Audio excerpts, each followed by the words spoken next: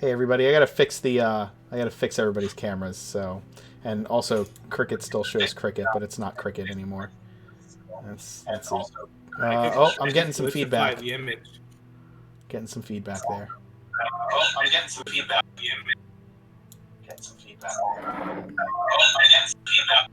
Why Jesus, am I where is that hearing coming myself? from? It's coming from Brad. Coming from Brad. It's coming from Brad. Alright, hold on. I'm gonna shut the mics off for a minute until we get this figured out.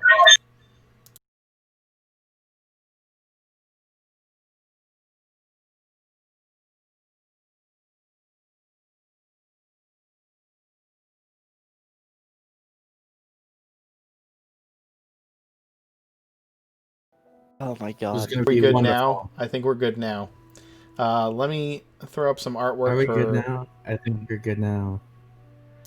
Stop it, Chris. I'm gonna murder you. Oh my god. Stop it, Chris. I'm gonna murder Oh you. my god! You guys are a bunch of ants. I cannot wait for the rogue band or for the bard band. It's gonna be wonderful. Oh, I don't. Have It is going to be wonderful. I don't have an Ekmi image. I don't normally make out. Do you want me to send you a new one? Twitch, but I'm gonna watch that one. Yeah, send me one real quick so that I can throw it in here. Sure. I'm 18 points away from getting to design an encounter, you guys. Nice. 18? Damn. David, yes. It's such a shock that everybody is like going in hard on me and making me feel like a total idiot. All right, so I refreshed the page, and now it shows my new character is already dead. Sweet. Oh, that was quick. Because it replaced the token. It replaced Welcome to the death saves. Yeah, exactly. Yeah, exactly. Yeah. 100%. We die, so you don't have to. Why don't we move back to the Oregon map? That's the way we don't have any dead characters on the field. Oh god, I don't even know where to start with this game tonight. Jesus, you guys are all over the place. I'm all over the place. It's gonna be a fun night. Or to be fair, the Saturday game is all over the place. How about the first night before we go to sleep? Sure, if you want to start there. But why don't we start off with you guys introducing your characters? My first? Yeah, you're first, man. All right. I'm Grayson. I play Corin, the human soldier who, for the first time in a while, has just lost a comrade, and he's trying to figure out how he feels about that, as well as so am I. Hey, I'm Marcus. I'm playing Gemwin Magnowitz, the level 6 wizard and level 2 fighter, who has just lost the second friend they've ever made outside of their family. Oh, that's so Sucks, bro. sweet. Yeah, Fucking blows. that's deep. That's heavy. Hi everyone, I'm Steven. I play the woolly mammoth loxodon called Ekmidenisi. My two aims in life are to pull Mark's hair out and make David hate my characters. You've succeed very well at both of those tasks, by the way. Hi there. I'm Actharian, and I am a surprise. We'll figure out what his deal is later on today. Nice. Yes, you are, Ak. Yes, you are.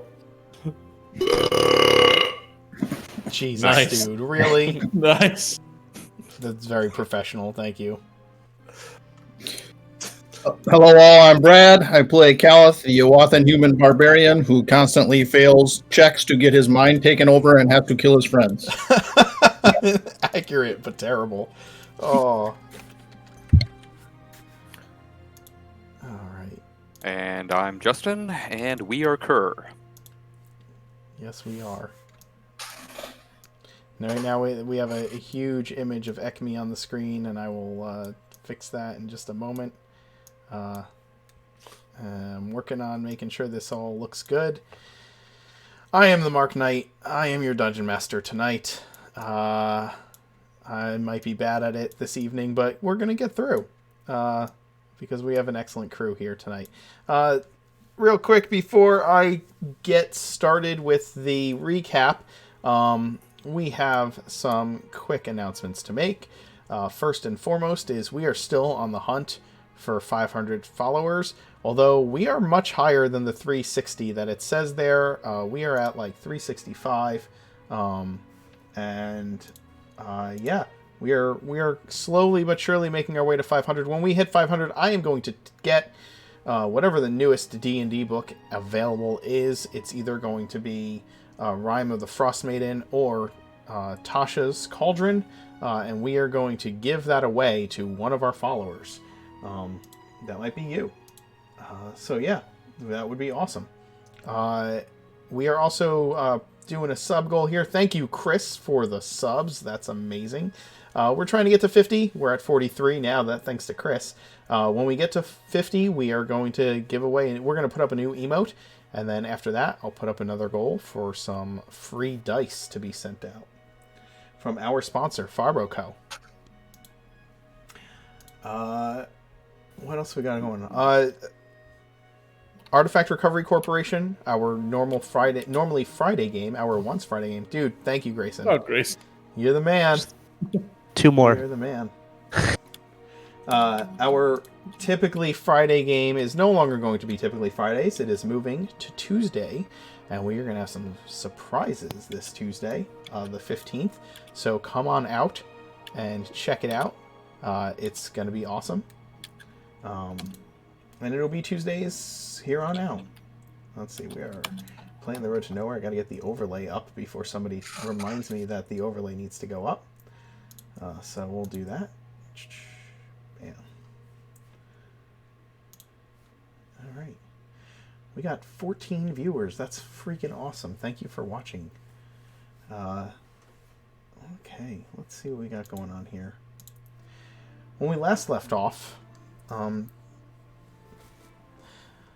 party had suffered the devastating loss of Cricket, and had Kerr had cast or performed the ritual ceremony of a funeral rite to protect the body from being turned into something undead after Cricket fractured a skull-shaped glowing red stone in the presence of some 30 specters, causing them to rush at her.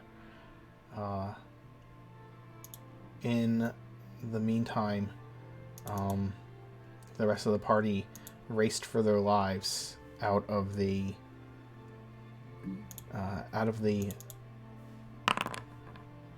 tomb that they had been searching through. It is now the night before, that same night after having dealt with this loss. I believe all of you said that you were going to make your way back up to the campsite by various magical means. Is that correct?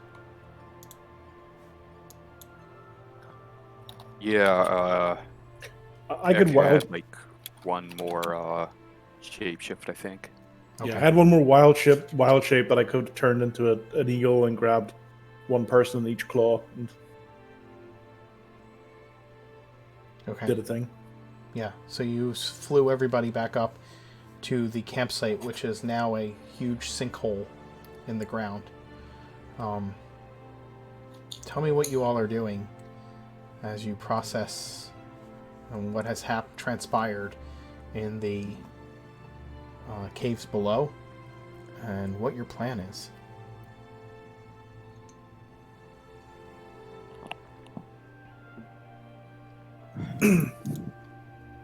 On a purely functional basis, after we arrive up top and we're near the forest, I'd want to go back to the bees and let the bees out for to have spend some time with the rest of their family and to thank the queen and to keep an eye. So I know we've been gone almost a day, to have a look at the plant growth that I spent 8 hours to see if there's been any has it made any improvements in the local area. Yes, absolutely. It looks lush and vibrant, and far more green than it had. Okay, then I'd probably spend a few moments telling the party that I'd like to spend a little bit of time by myself, and I'd go for a little walk in the forest. Okay. Oh, actually, I think Gemwin would stop him before he goes. Go for it. Ekmidenisi, could I stop you for a moment before you leave? Of course, Gemwin friend. How can I help? I thought you would be the best to ask. In cricket's culture, is there any manner by which they should be interred or otherwise processed after their passing? Out of character, what would I know about tabaxi? Actually, that's a really good question, Mark. Can I roll a nature check or a history check? Or I would say history. It would be history. It's also worth noting that I'm trying to play this as well as I can while distraught as a player. That Gemwin's tone is as flat as ever, and their expression is as they have no affect as usual, or as is typical, rather. Got it. 22, Mark. I will, Chris, I'll include you in this conversation. How do you think Cricket and their family, would perform funeral rites? Would it be burial or cremation? A cairn? It'd typically be cremation. Okay. Also, when she introduced herself, which would have been like less than 24 hours ago, she mentioned her mother's name. So possibly somebody might try to get a hold of her. Yes. Can you remind us of her mother's name? Yeah. I'm pulling it up right now. Fantasy feline Indiana Jones. Yeah, basically. While Gemwin's asking me this and I'm having a think, I'm going to say to friend Gemwin, have you attended a funeral before? In a manner of speaking, I was made familiar with the funeral rites of my parents' people. But physically, no, I've never attended one. Well, normally it's, in a lot of cultures, it's normal to say some words about the dead before they pass on. Would you like to say a few words before we, with the other party members? Or would you like to have a think about it and maybe think about what cricket meant to you? I would do well to take some time to consider that. I can wait until you return. Fair enough. I'll be gone a short while, but to your question, as far as I know, I think cremation is the normal funeral rite for the tabaxis that I know. Tabaxi that I know of. The immolation of the remains. Noted. Thank you. Gemwin, Yes. are you okay? Above game, my voice swung a little bit in character. I'm gonna say that was in out of character. I'm gonna say that was in character too. Okay. Gemwin's normally flat tone dipped a little bit, which is unusual. To the question of whether or not I'm okay, I'm within functioning parameters. In certain cultures, normally when someone has died, there is a grieving process. Do you grieve, Gemwin?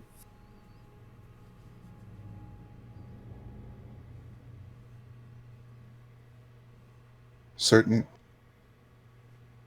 parts of my emotional state are in accordance with the definition of grievance that I currently hold. Yes. Gemwin's face is dropping now, which is also atypical. Would you like to talk about it? How you're feeling?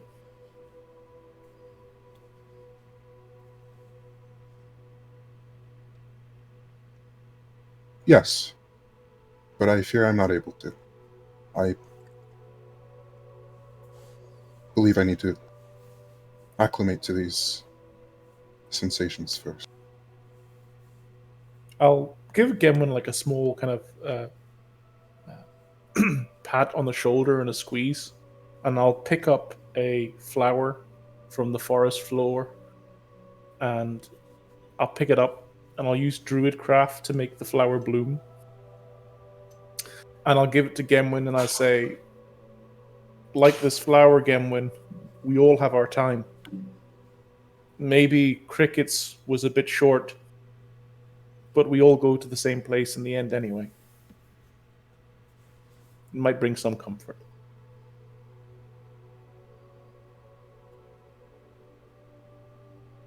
It remains to be seen whether it does, but I will consider it. Thank you, Very well. Ekmidenisi. I'll give him a nod, and I'll continue to walk in the forest. Gemwin will turn heel, not move for a moment, and then head back to camp and start setting up a pyre. Or is it not a pyre until it's lit? Like a wood structure Sure. to place. Yeah. You'll prepare for a pyre. Understood. Yeah. Where is Cricket's body right now?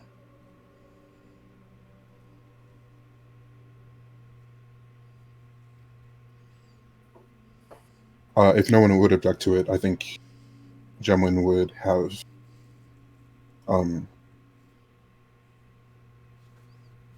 not wrapped her body up like entirely, like not covering her face, but making it so that she's a little easier to move, if that makes sense, and in a more dignified position than just kind of splayed out.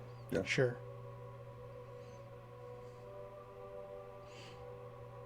Korn and Calith and Kar. Where are all of you?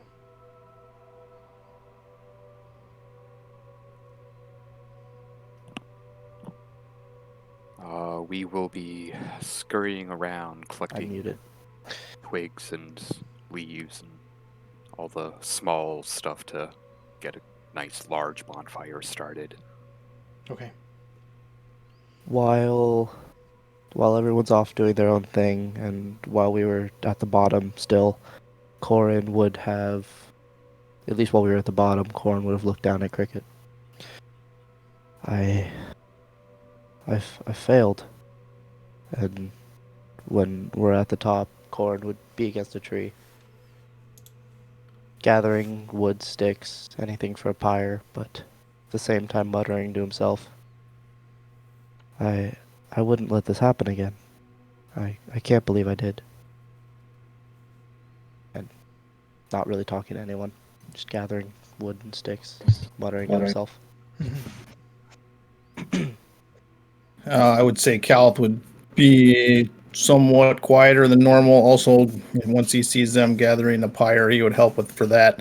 Once the funeral was over, I think he would camp a little bit off by himself and do some meditating to the spirits about why to give him strength and why isn't he strong enough to resist his enemies. Okay.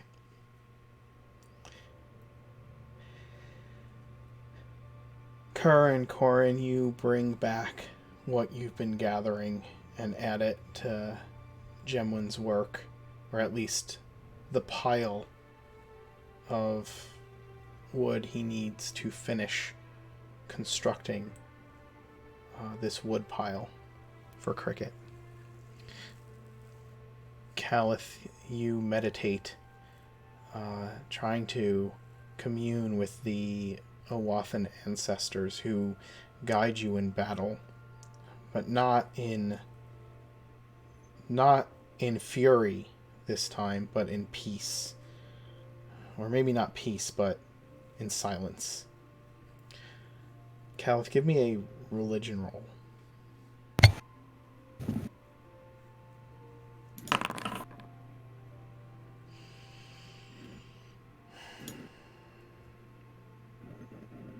As you commune, one of your ancestors, the one who shields you when needed, as you meditate, your eyes closed, you see nothing but the blackness of your lids until he appears before you sitting in the same way that you are sitting. Face to face.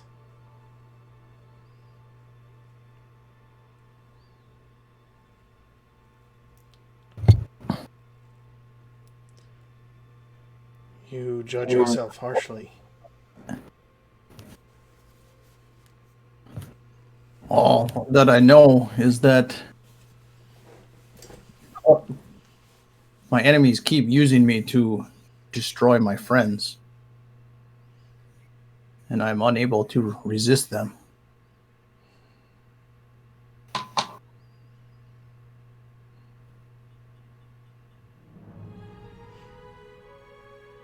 Your great strength will make you a target to be used against your friends.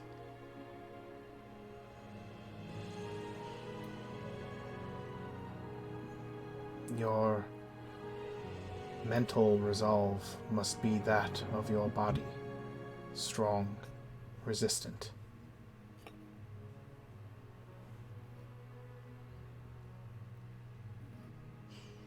What can I do to make it so?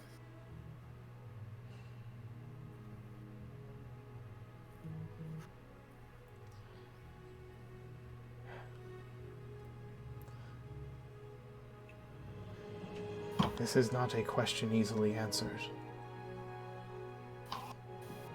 You need to search for strength within yourself. You may wish to return to the place of your ancestors. Is that where your journey now takes you?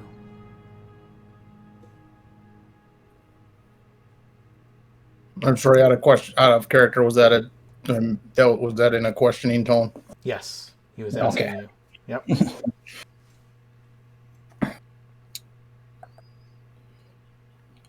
That could be my new path. I didn't really, after the events in Twiland Hill, I've been a little lost. I didn't have a clear path. But if that's where I need to go to build these mental reserves, then that's what I will do. Your ancestor nods. He kind of puts a hand on his chin, considering.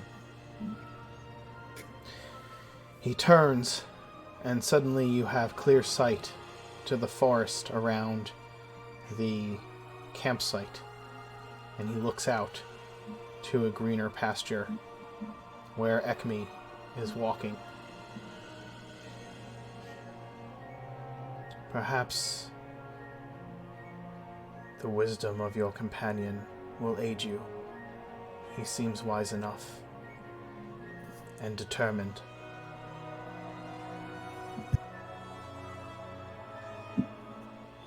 I have found him to be a wise and trustworthy companion. I will follow your advice and seek his counsel. A word of caution. His resolve is driven by more than just strength of spirit. I see darkness in his past, among his own ancestors. Something troubles him.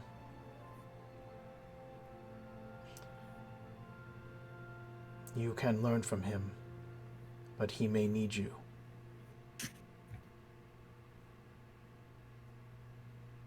He was there for me in my past, so if he needs me, I will be there for him.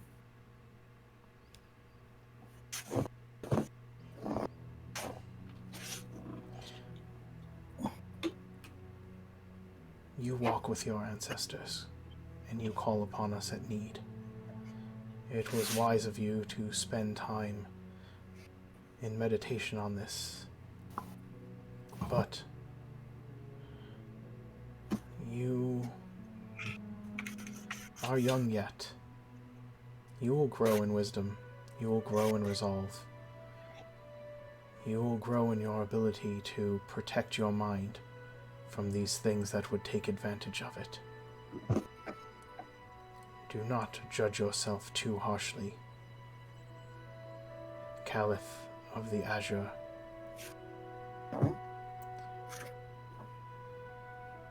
You have faced things that are far more dangerous than you realize, and you have survived.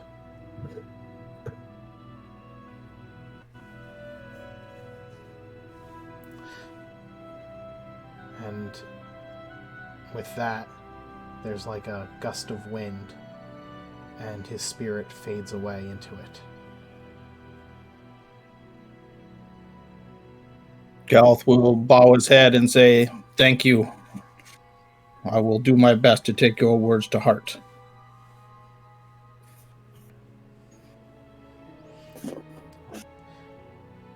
When you open your eyes, you can see that the others are preparing this large wooden structure to place Cricket upon. And in the meantime, Ekmidenisi, you are walking through the woods. Are you simply meditating, or did you have a goal in mind as you did so? There's a couple of things, if that's okay. Mm-hmm. The first thing I want to do is I want to look for a certain plant. Sure. What kind of plant are you looking for? Ioaska. Okay, give me a nature or survival roll. Sure. Nature it is.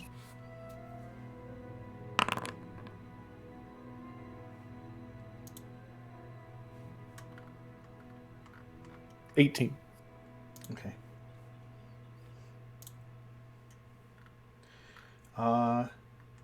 Yeah, you find some specifically in the area where you incurred the plant growth. So I'll just harvest like a bushel of it and put it in my little knapsack. Sure. And then as a kind of like a solitary act, I'll find a large tree, just one with a huge base. The type of tree doesn't really matter, and I'll use druidcraft to make vines grow, and the vines will kind of grow into. And I'll just be using my time because it's a cantrip to focus on making these vines grow into a specific shape. Okay. And it's the shape of the outline, at least, of an elephant or a woolly mammoth loxodon holding the hand of a child loxodon. And this is kind of a design on the tree.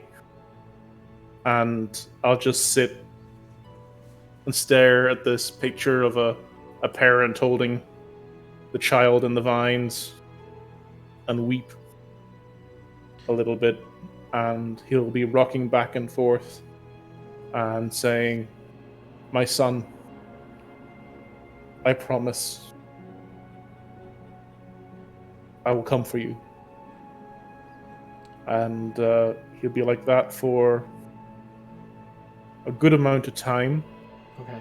before he goes back towards the camp for the funeral. Okay.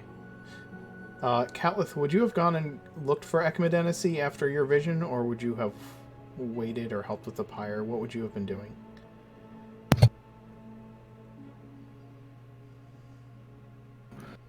I think I would have helped with the pyre first. Okay. Okay. Then Ekmidenisi, you return as Gemwin and Caliph are lifting the wrapped body of Cricket and placing it upon the pyre, or placing it upon the wood pile prepared for the pyre.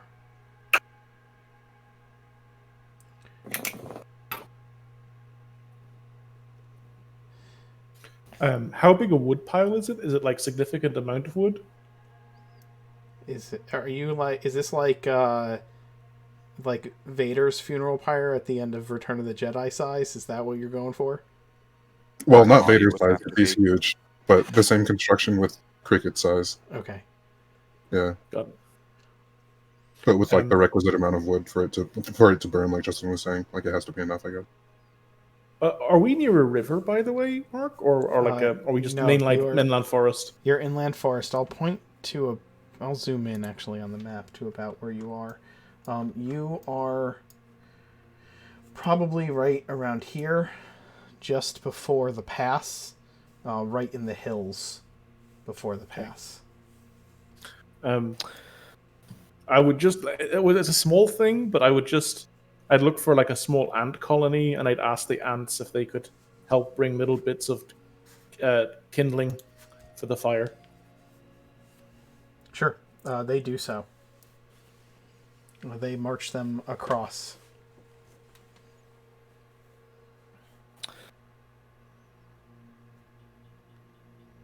I have a question, Mark. Yes, I have an exclamation point. Would I be able to look through, or could I look through Cricket's bag for any close possessions or anything that would look like a reminder of home? Sure. Chris, what's in Cricket's pack that might constitute that? Give me a second, because it's a lot of garbage, I'll be honest. Well, first off, you'll realize as soon as you open it that it is full of loose pieces of string.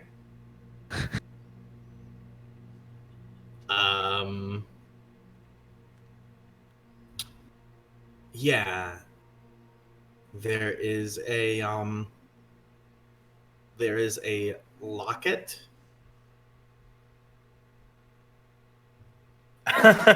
There's a locket in there. It's got inside of it. It's got a loop that it looks like a hair, but it's white and a little wiry. And then on the other side is it looks, well, what's your perception? Passive, not great. Well, I mean, if you take it close, is your investigation better? No. It This should be, but it's not. It looks like a really small picture of like 7 tabaxi. Okay. All right. There is a lot of shit in her bag. There's like 1,000 ball bearings, 40 feet of rope. There's the breathing bubble, which looks like ABC bubble gum.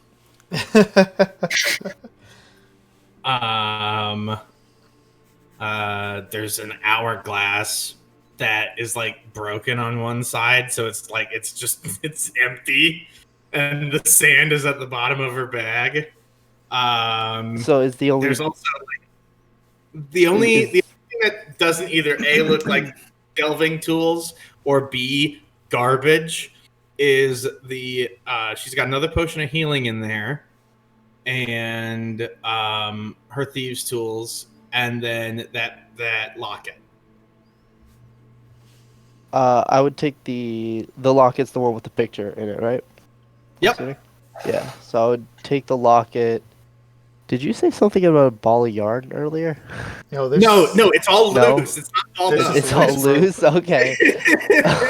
It's 100 pieces of string just loose in her bag. Okay. I would take the locket and a singular piece of string. I would put the piece of string in my bag, and I would take the locket. I would walk over to Ekmi or Jemwin, whoever's around the pyre at the moment, and say, perhaps we could find her family. Give them some closure, and show the locket with what their family looks like. That would be appropriate. Would you object to me keeping these remaining loose strings? You can keep the rest. I've got one. Gemini will take I mean, this might be a thing for later, but Gemini will weave them into like a bracelet, into like a multicolored It's a thread long bracelet. Yeah, is it? Each piece of string, according to the PHB, each piece of string is 10 feet long. Oh my god. Oh my god. Yeah, I know. Oh my god. I would do my best to weave it. Maybe I'll just keep it and take it to a weaver or something. I don't know. I might. Okay. Jeez.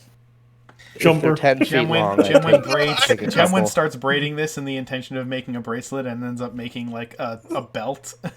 A scarf. Yeah, so I just imagine this. This thing where it's like maybe there's something in here I can make a memento, and then he's just like pulling out like fistfuls of loose string, and he's just like, "This is ridiculous."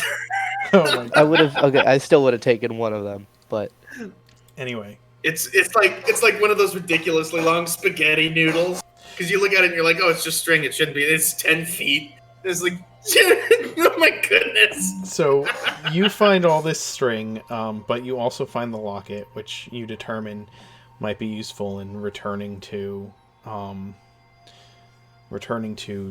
Cricket's family. You know the name of her mother at the very least, and Jem, when you gather up the string for use with perhaps making a memento of Cricket at some point. And then you're just left with the wrapped form of your feline companion laid upon this pile of sticks and kindling, wood, and her body prepared for the funeral. Is Kerr about? Yeah. Yes, we are currently taking out the lockpicks and thieves' tools from Cricket's bag and slipping them underneath our armor. Friend Kerr, do you have a moment? We have lots of moments, yes.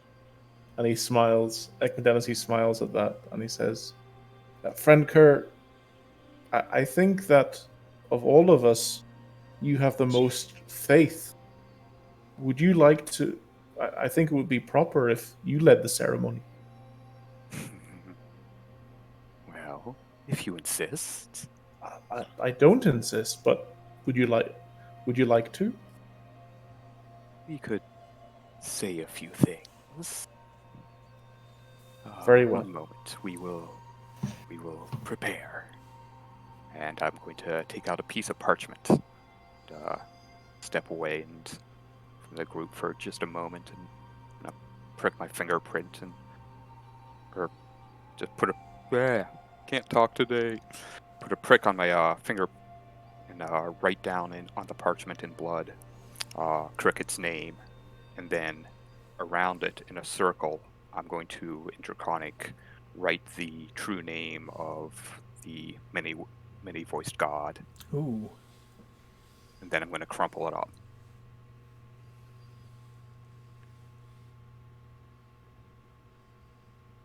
Okay. And then I'll join the rest of them. Okay, you all stand around. The prepared ceremony.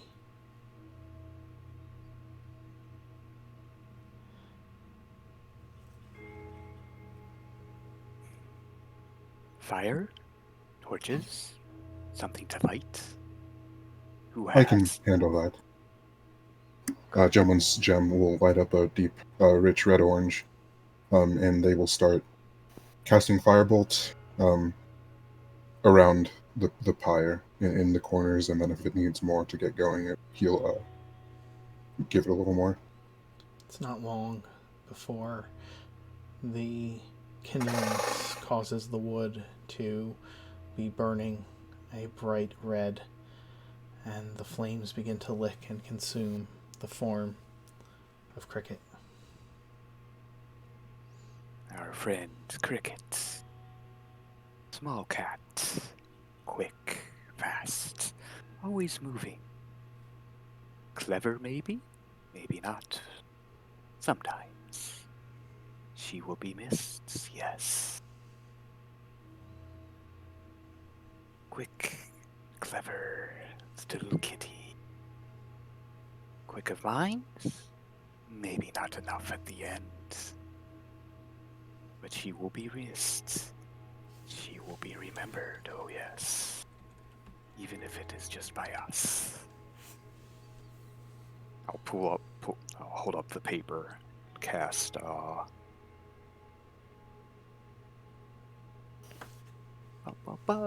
sorry. Cast origami on it, and a small paper dragon will fly out of my hands into the fire, and then spiral up into the air on fire. As the paper dragon flies up and is consumed by the flames, it kind of burns down before you, like being eaten away slowly by the fire, until it is just embers along with the other sparks on the wind.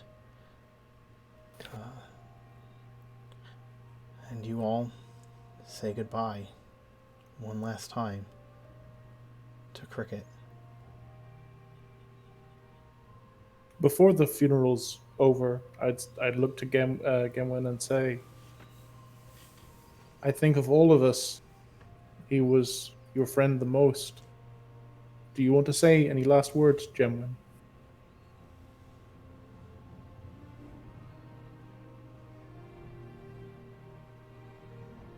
Yeah. Gentlemen will, I think, pause for as long as I just have now, and begin. Cricket was the first person I met on my journey that felt like I had already known. They were the first person I made as a friend that it was not connected to my family in some way. I've known her. How long has it been? Like a day? It's been a day. It's been a day. It's been a day and a half. I've known her for no more than 36 hours. But her impact on my life is one that I've not experienced before. Her future was so bright as to be blinding, just to consider it. And in one swift motion, it was snuffed out. Her passing has instilled several things in me that I have not experienced before. Grief, despair, and fear. I will carry her memory and those feelings with me forever. And then the light in Gemlin's gem will go a little dim. Not out, but dimmer. And their face will... I think it was flat before, but it's low now. Like, they're visibly sad. And subdued as much as they can be. Yeah. I'll just put a reassuring hand on Gemwin's shoulder and give it a bit of a squeeze.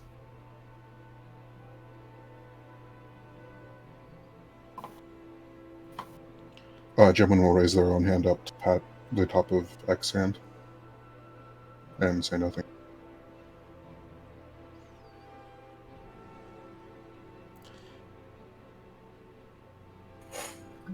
The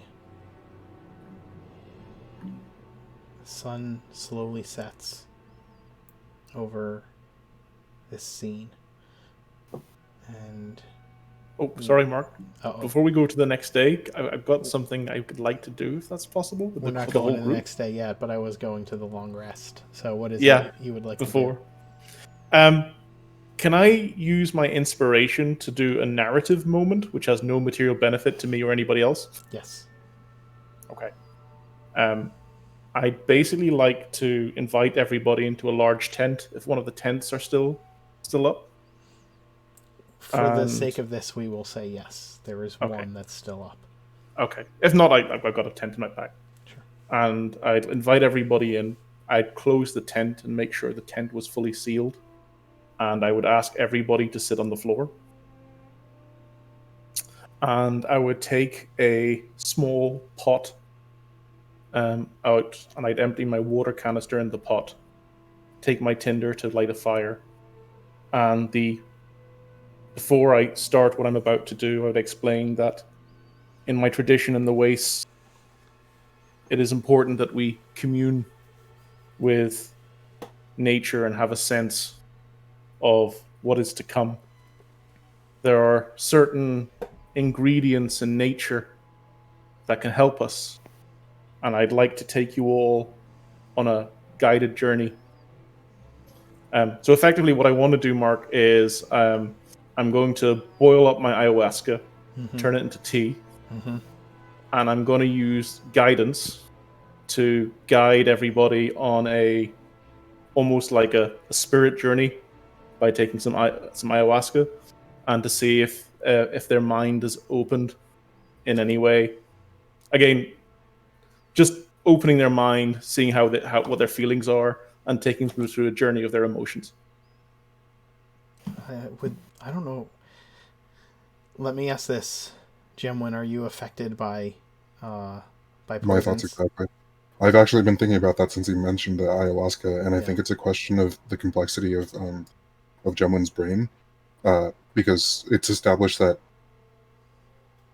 it can simulate emotion and trigger like physical, like mechanical responses. Like the crying is a spell. It's not, but it's complex enough to be able to do that. But to be complex enough to respond to psychoactive like chemicals, it would need the receptors. So I think it would be like a little bit more complex above what we've already established. And I'll let you decide that actually. So let me ask this: can you be poisoned?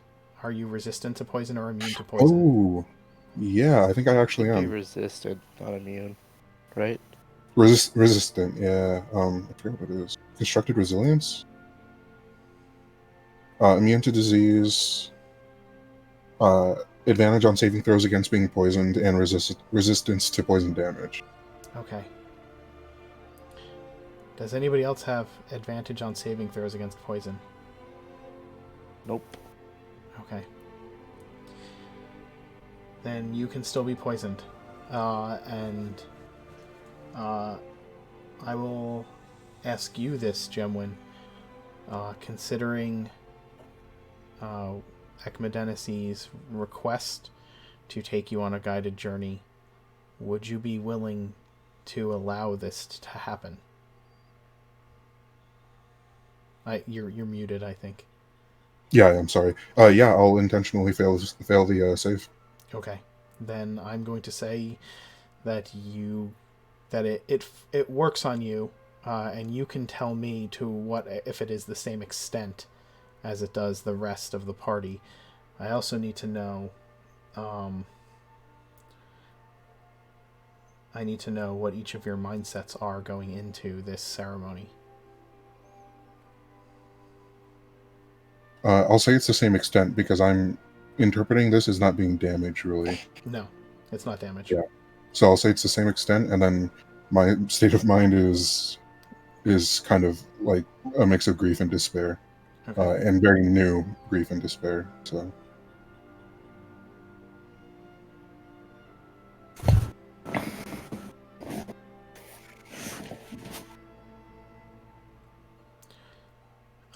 Each of you, your thoughts going into this, and if you're willing to partake in this ceremony.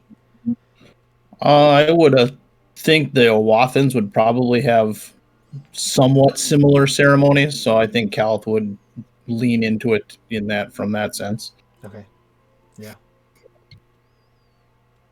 How common in this world is ayahuasca? Depends if I even know what it is. I would think that Corin would not know what it is. Okay, yeah, he would. Are you? Ek- Ek? Yeah, Ekmi would just explain that it's a plant that helps on the journey. He'd be, the usual mystical stuff, God. He's taking you on a explain spirit later, journey. but oh my god, It's it sounds so much like my perspective parents. enhancing, man. That's like Enhances your perspective, man. in real life. That reminds me of my parents, but that is a different story. Then he would, yeah, Corn would be excited for it, not really knowing what it is. Okay. What is your mindset right now? Where is Corin at after the funeral? Corin is at a mindset where he's down. He can't believe he let something like this happen again, and he's grieving at the moment, mainly because he feels he's broken his own trust with himself. Caliph, I didn't ask, or I don't know if I knew. What is Calith's frame of mind at the moment?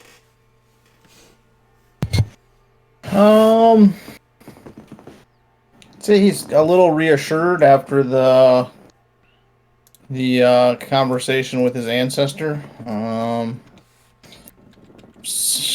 He's sad for Cricket, obviously. Wouldn't say he's as sad as the rest of them. I mean, he would just consider it that would be comrades die in battle. It would be kind of his attitude towards that. Okay. Kerr? We have guided a soul towards the many-voiced one, and this is always good.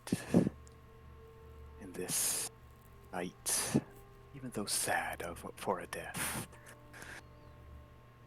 it should build us towards a force to destroy the evil that walks this land and takes what it should not. This night is overall a good night.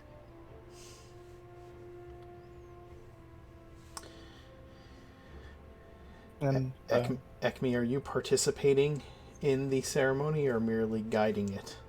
no, I'll just be guiding it. So what I would do is I would hand everybody a cup of the tea, and I'd ask them to pass the tea around and take long sips. And I'd also make sure the tent was closed and the steam was making a very hot, almost like a sweat tent kind of atmosphere.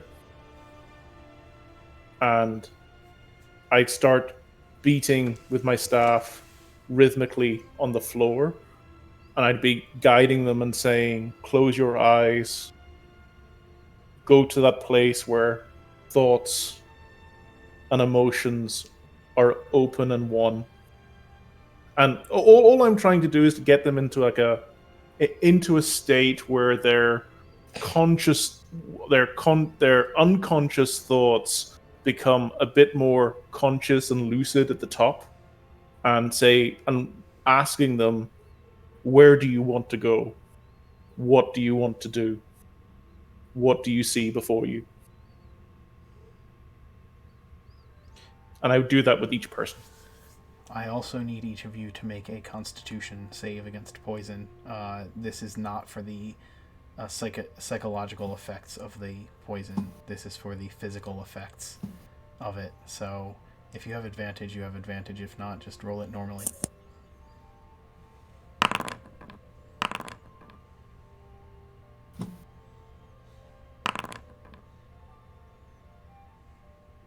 Damn, guys. Whoop. Jimwin, did you roll? Yeah, 26. Okay. then you're all fine in that regard. So describe the journey you go on with as Ekmi asks you these questions. What do you see before you? Where do you... Or maybe don't. Perhaps this is... I don't know if you would answer out loud. So perhaps... Go ahead. Well, I was going to say, so Ekmi would ask those questions, and it's up to I would say it's up to the individuals, right, if they want to answer out loud or not. Correct. But he would ask those questions out loud. Right. So you can... here's what I will say. If you experience this and answer Ekmi out loud, you can tell me what your answers are. If you experience this internally and don't answer the questions out loud, you can tell me what journey you go on, what you experience, or you can keep it to yourself, but I want you to have an idea of what that experience is in case you decide to roleplay out your response in character as your, like, through your behavior. Do you know what I'm saying? Does that make sense to everybody? Mm-hmm. Yeah. Okay. Can you repeat the question again? Yeah, what are the questions? What do you see before you? Where do you want to go? And what are your thoughts?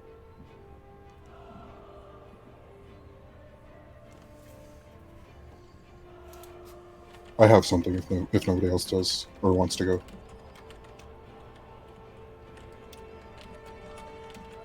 Go ahead, Jimwin. Okay. Is Ek asking these out loud?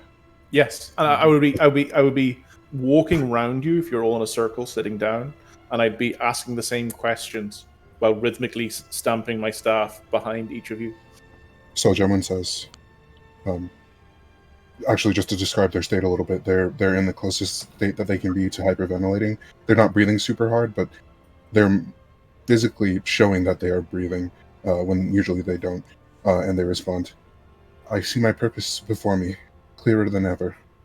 I want to go to the limits of humanoid knowledge and surpass them, beyond what is thinkable. My thoughts are... They pause. My thoughts are that I can stop this from happening.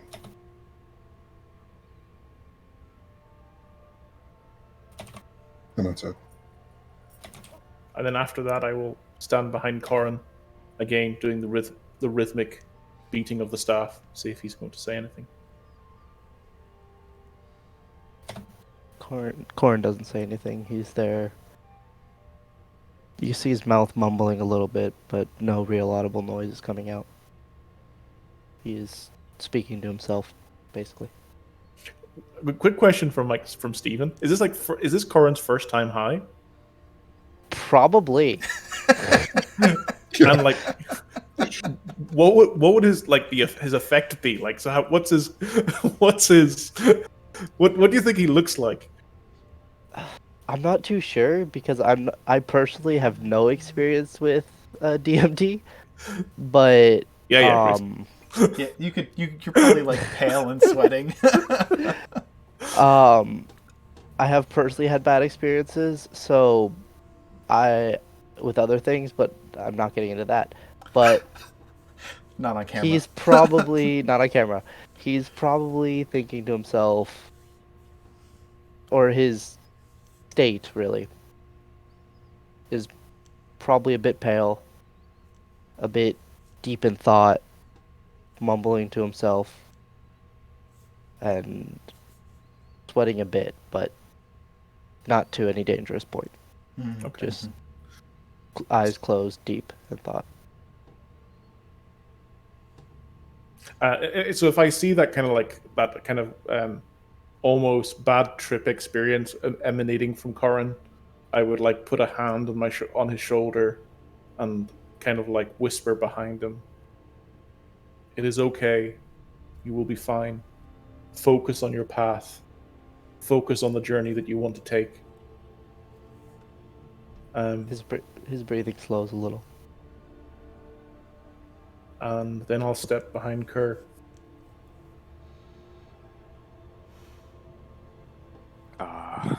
Kerr is a little darker red than usual, and his eyes are almost seem to be glowing golden slightly. out of character, mainly because I'm using thaumaturgy to make it happen. He's enhancing his own experience. Oh, of course, of course. We are seeing our holy charge fulfilled. The god has come back finally, taken us onto her arms and holding us tight and giving us approval. Does Kerr look like he's having holy ecstasy? Oh yeah. Our thoughts are many. Our thoughts are always many. But at the end, they are not broken. At the end,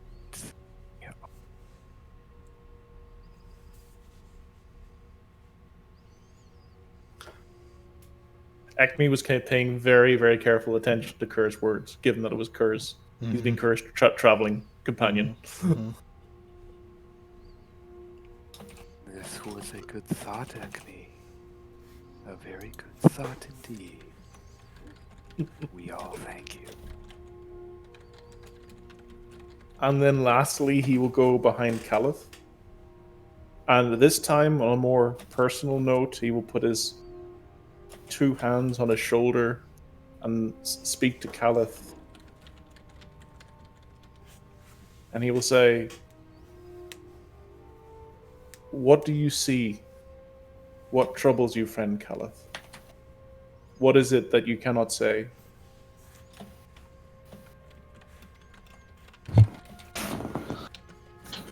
Being that Calth is kind of caught up in the ceremony, I would say he would answer, but he would answer in primordial. So, to understand primordial besides me. No. Not me. I take that as a no. I take that as no. So he speaks in what would sound like tongues, I assume.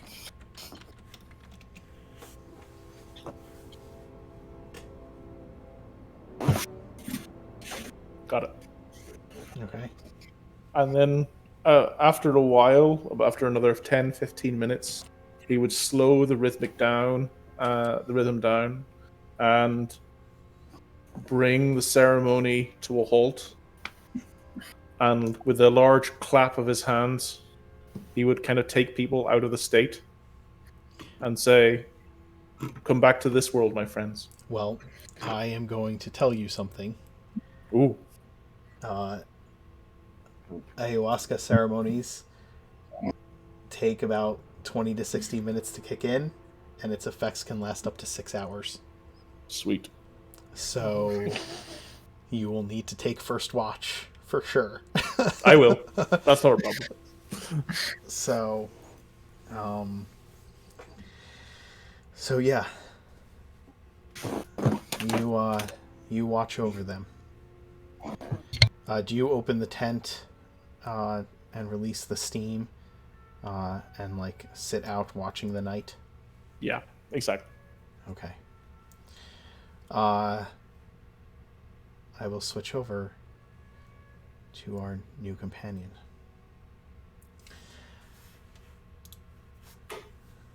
Jeoffry. You there, sir? Just want to make sure I'm not talking to empty air. Indeed I am. All right.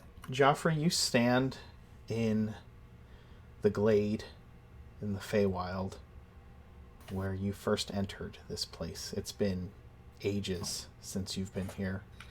A circle of stones and pumpkins encircles the center of this clearing.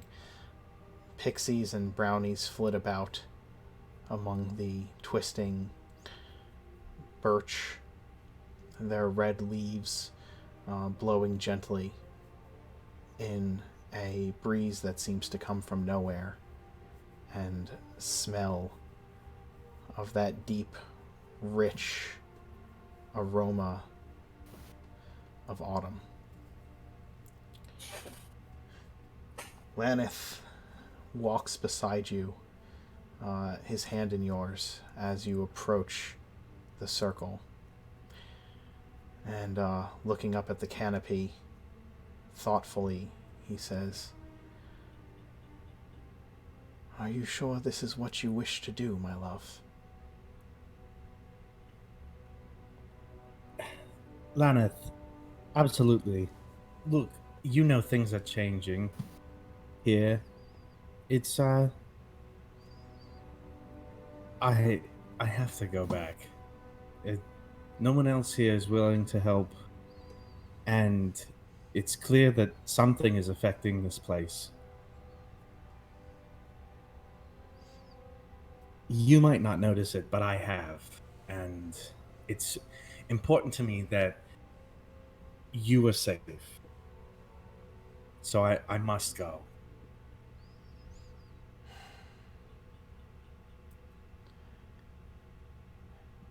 Change comes slowly to my kind. We do not notice it as easily as the young races like yourself. You left in the time of this dark creature, and now you seek to return before he can do his worst again. It is a noble thing.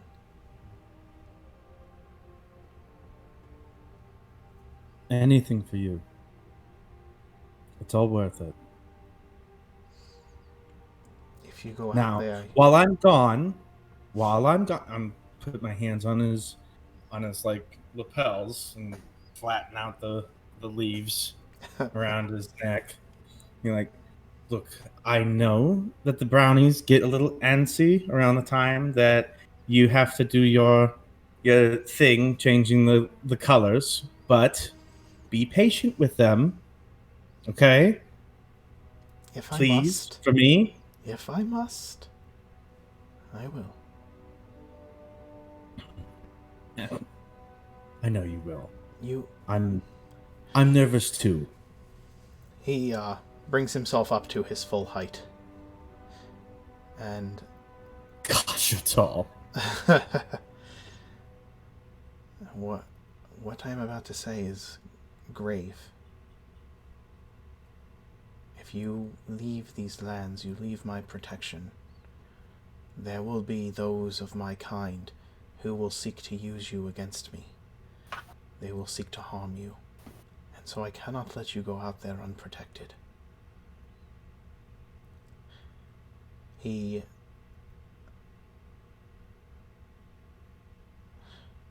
places his hands against his chest and looks down, and slowly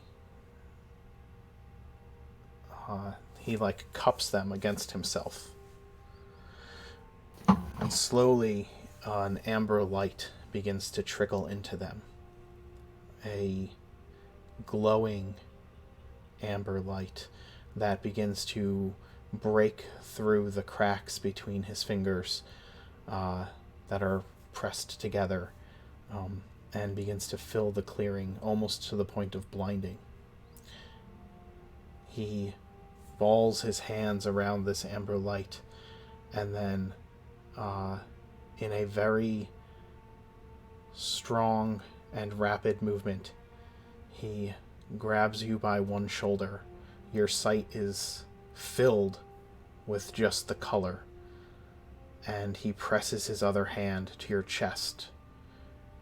There's a moment of searing pain as something embeds itself deep within you. And he says, Take some of my power. Use it to protect yourself. Allow me to guide you through these dangerous times.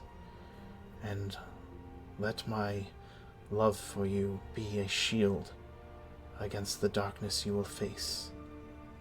Return to me, my love. Always. When the light and the pain washes away, it's just you and him in the clearing once more, and there is a mark upon your chest, a sylvan symbol of autumn and of his name.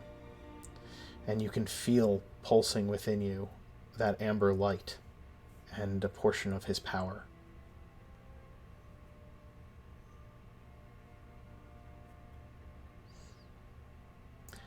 I will do my best to stay in contact with you. You cannot leave my sight.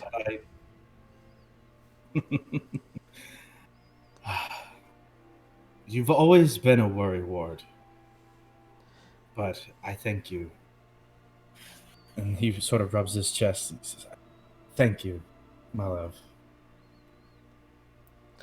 He draws you in to a kiss, holding you close, and then pulls you away and says, now go before I don't let you. Very well. And I turn and I walk to the center of the circle and give him a nod so that he may begin the spell. He raises his hand and speaks several words of sylvan power, and the circle washes with brilliant light. And when it fades,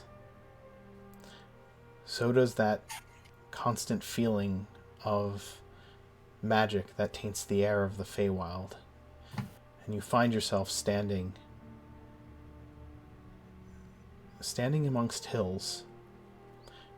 In the distance, you see smoke rising in the direction of the source of that darkness that you felt in the Feywild. Well, it's time to get started. Whew. And I go ahead and I walk in that direction. Go making ahead. sure that the suit of armor that Laneth had made tailored for me from leaves and bark from the trees in his glade was fitted properly, and that my clothes were all still there. It's been a long time since I've been in the material realm, so just gotta. The air smells different than it used to. I wonder how long it's been. It's all right. It's also midsummer here, and so it is hot compared to the autumn air of Laneth's realm. All right, and just gonna go for a quick jog and head towards the smoke. When you arrive, by the time you arrive at this place, you find a smoldering funeral pyre and a tent with a large woolly loxodon, which you may or may not recognize as a loxodon, sitting in front of it, beside a huge sinkhole. Tell Ekmi what he sees as you approach. So, Ekmi, as you see, or like it's, I don't know whatever time it is. It's about. It's late. It's dark. Yeah. So like 11 o'clock at night, and you would see enter the edge of your vision. Like for me, it's bright.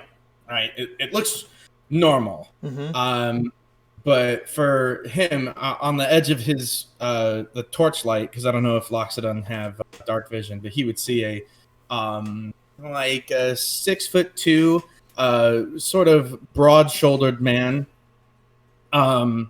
wearing what looks like half plate, but it's made out of like woven together autumn leaves and bark covered in a almost translucent reflective resin.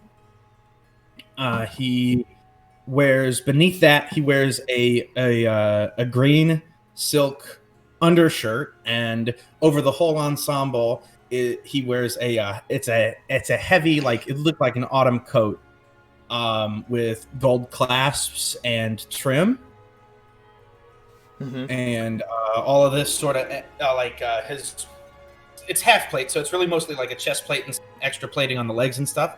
and gauntlets, but he wears like knee-length black pants that go into well-kempt boots. Quick And question. he doesn't seem. Yes.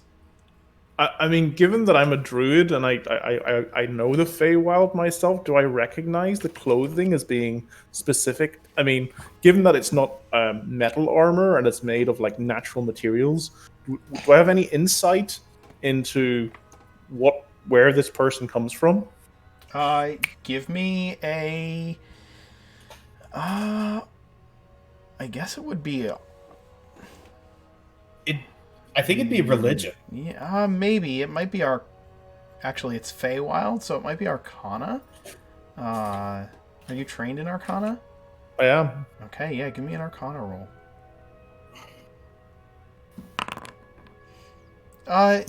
It is. You have your suspicions that it is, but you, or at the very least that, their armor is Fey in nature, but not necessarily that they are from the Feywild. Like it is. Do you know what I mean? Like you know enough. You know enough to have an inkling, but not necessarily 100% sure. So as it gets, sorry. So that's what his clothes look like. He doesn't carry any weapons, and when he gets closer, you see that he's got like it's short, reddish brown hair. That is trimmed but still like a little wild, and he has like his sideburns go down into like a chin strap beard that is it's shorter, again trimmed, but it looks like a little on the chaotic side, and his eyes are blue. And he approaches and he says, hello. Yeah. Hi. Sorry. So like Ekmidenisi would be on his sitting down, cross-legged, at the sight of this stranger before him in effectively half plate. He would rise and say, "Hello, stranger. How can I be of service?" Oh, thank goodness. We speak the same language. Yes, I'm... That's interesting. What language are you speaking, by the way? Do you speak Sylvan? I do, yeah. Yes, that is what we're speaking. Okay. Your inklings that he may be from the Feywild are becoming more and more confirmed. Got it. Yeah. Yes. So he says, "Oh, thank goodness, we speak the same language." I'm back from, let's say, vacation. I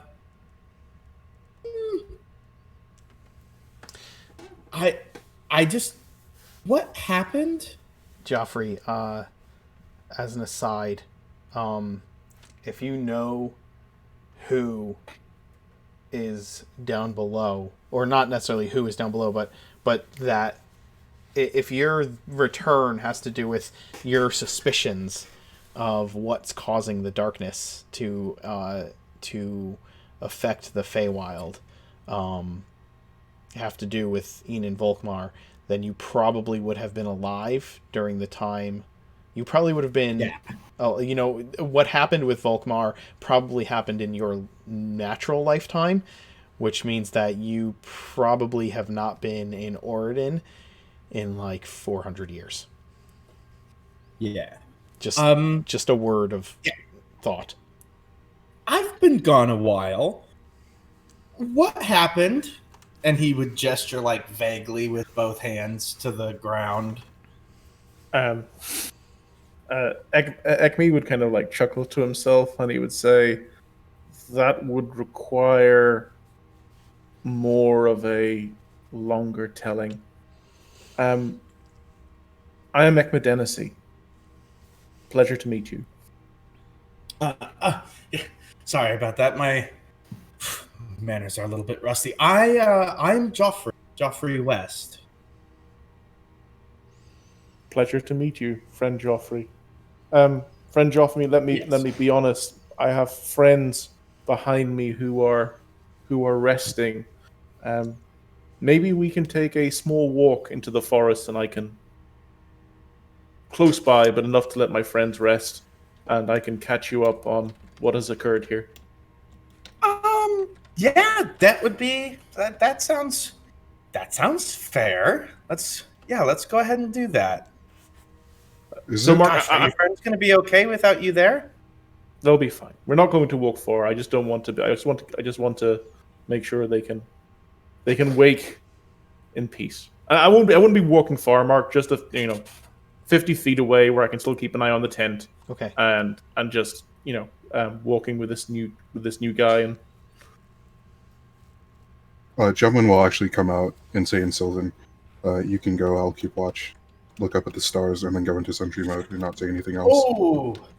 Oh my. Oh man.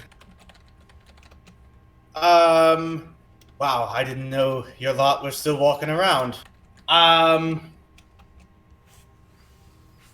you friendly? Wait a second. I'd like to take a closer look at Gemwin. Yeah. They're still just staring up at the stars at this point in sentry mode, not really responding. Oh goodness. Oh goodness. I guess history check. It's been a long time since he's seen a Warforged, but the only one he'd have known were kind of like oppressive murder robots.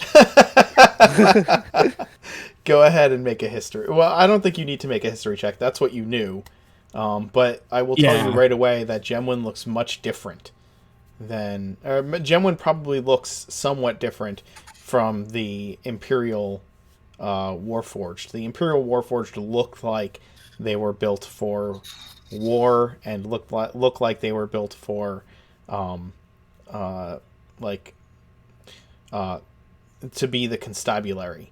Gemwin does not look like that is what he was designed for. He looks dwarven made, and well, Gemwin, how would you describe your makeup? Dwarven made is fair. Gemwin has armor that's incorporated into their form that is also dwarven. In comparison to older Warforged, their face is a little more articulated, and then they have the big gem in their forehead that I think I don't know if other Warforged have that. Okay. Well, yes.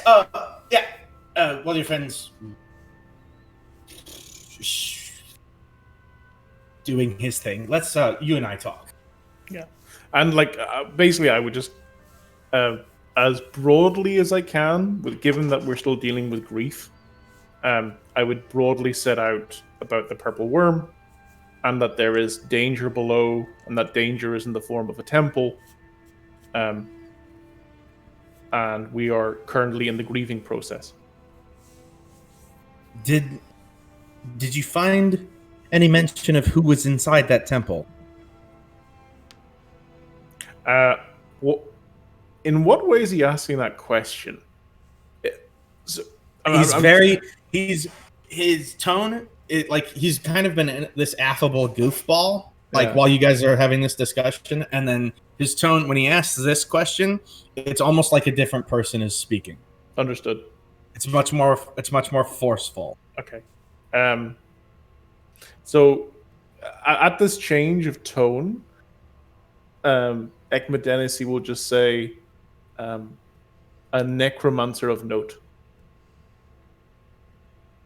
Do you know who it is? Or are you being coy? No, I mean he's trying to suss out what is the reason. You're a stranger, right? He doesn't want. He doesn't necessarily trust you right now. You're just some random dude. I'm role playing. I'm asking. Yeah, me too. Yeah, sure. Yeah, okay. So he is being a bit coy because he doesn't know you. Yeah. Sorry, I'm looking for a specific figure from the past who may or may not have returned. An Inan Volkmar? Why would you be looking for him? Well, I'm here to kill him. Is he not already dead? He was the last time you checked.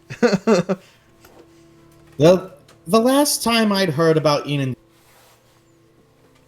dead, but I've reason to believe that may be in the process of changing. I will mention to you. Nah, I'll save that. Tease. You're such a tease, Mark. It is odd. You gotta understand. It's odd that this tomb, which has been, as far as I know, sealed for the last while, to suddenly reveal itself. Some would say odd that a stranger would appear after the tomb was revealed to start talking about a long-dead necromancer. Yes, I am absolutely odd. That is 100% true. And I think that if you recognize that as such, then my concerns are equally valid. Then let me suggest this. My friends require a few more hours of sleep. Let us wait until they are awake and they can make their own judgments. And so may you. Yeah, that sounds fair. Sure.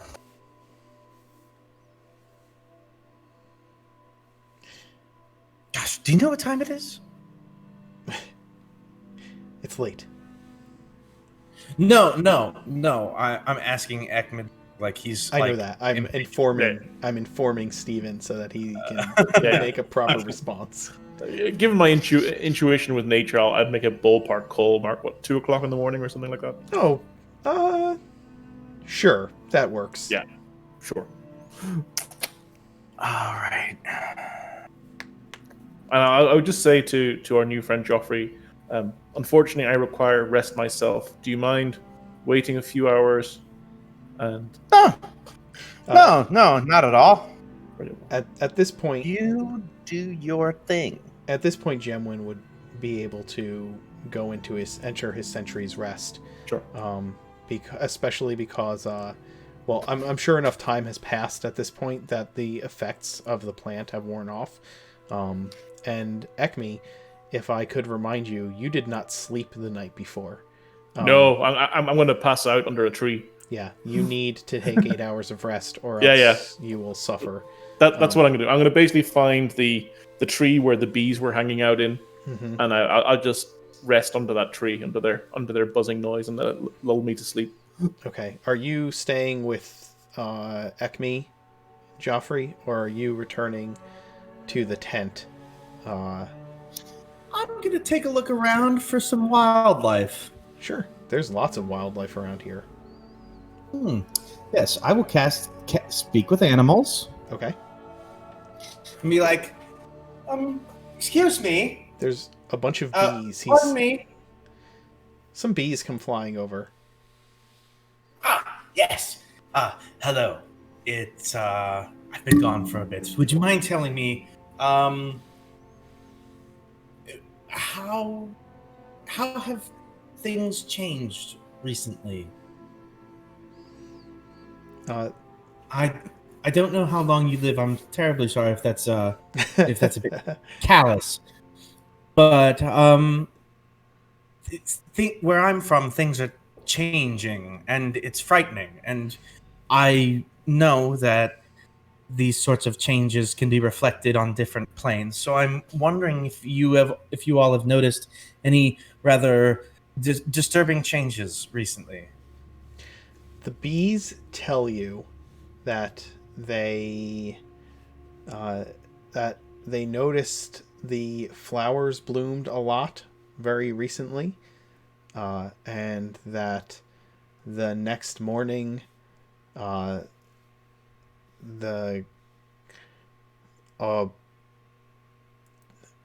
of the trees disappeared into the ground, and some of them went down into the darkness with the furry one who speaks to them.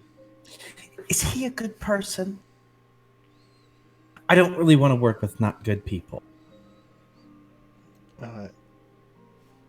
They tell you he's their friend. Okay, well that's encouraging now, isn't it? They tell you that he made the flowers grow. Wow, that And is indeed very nice of him.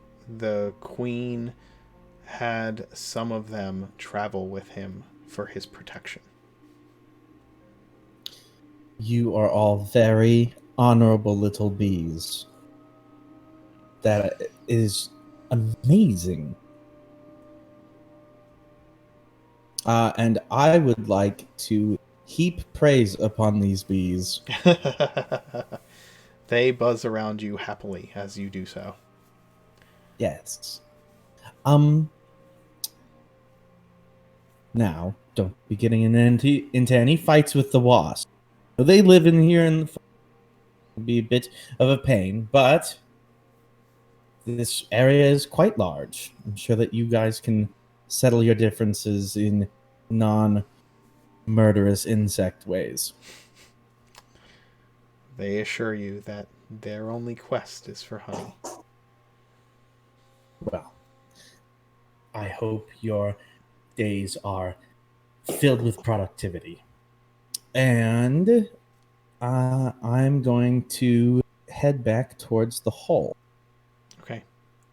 As you do, you see that Gemwin, what have you done since coming out of the state? The others are sleeping off the effects, but you return to standard operation after a time.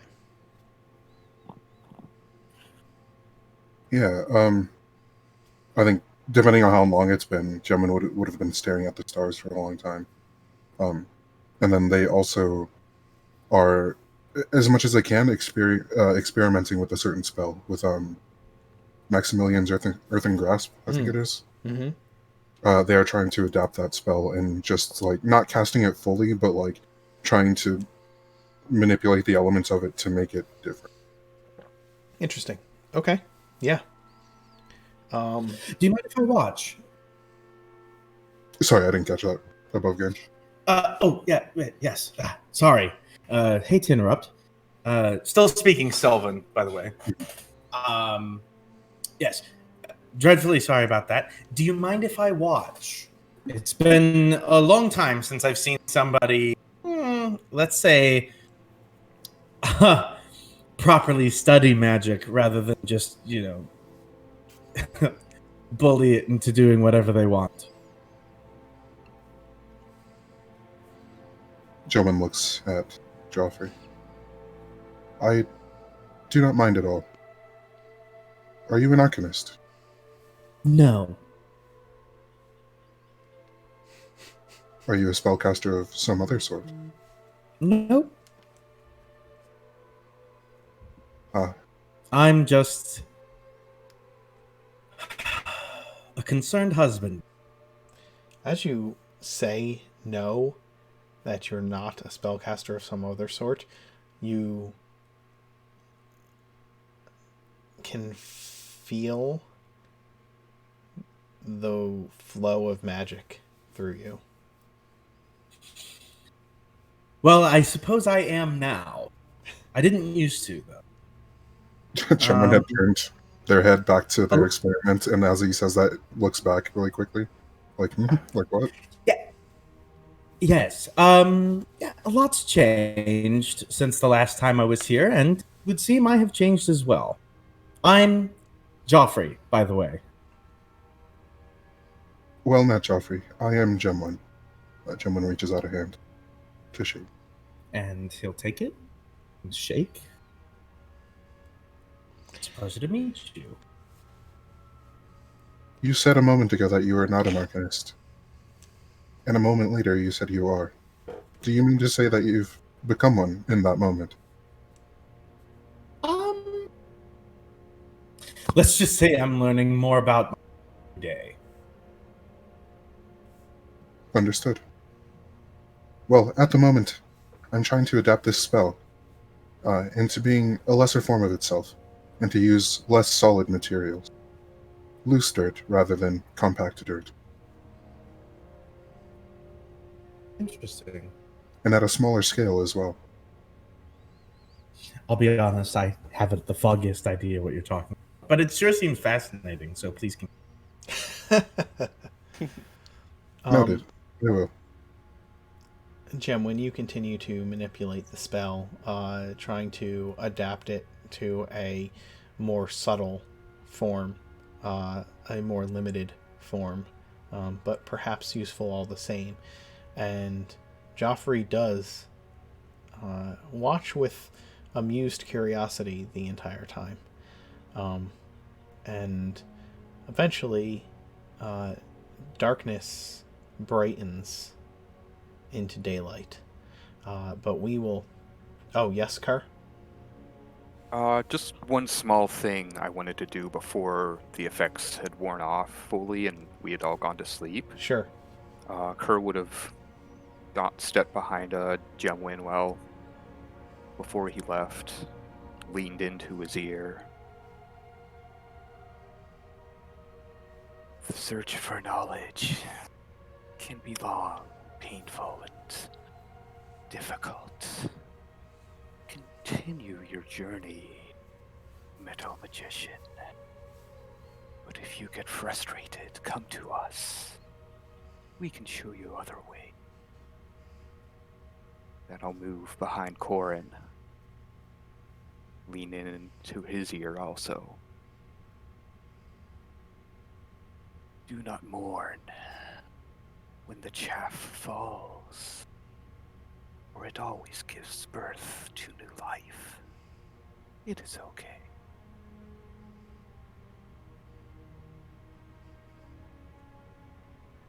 Then, as we all begin to fall asleep, I'll go curl up near Caliph. You, muscle. You did very well today. We will be talking later. And then we go to sleep. On that note, we're going to take a break. And when we come back, we'll find out what happens in the morning. We'll be right back.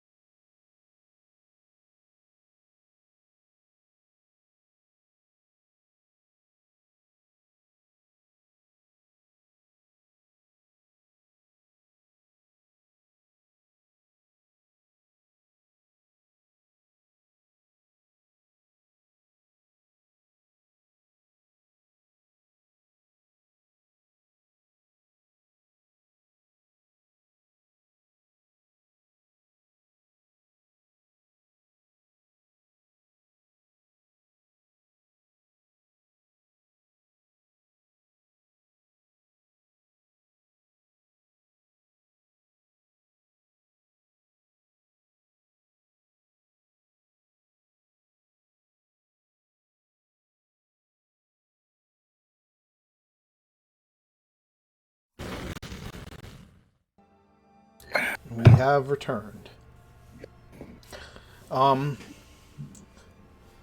Sunrise comes early, and those of you who slept through the night after the effects of the poison, of the journey that Ekmi sent you on, awaken to a new day. Perhaps a brighter day. You also awaken to a strange young man who is sitting... Actually, he's in like his late 40s. Oh, okay. You also awaken to a strange man who is watching Gemwin manipulate spells. Good morning. Good morning. Were you talking to me? No. I was talking to your friend that poked his head out the tent.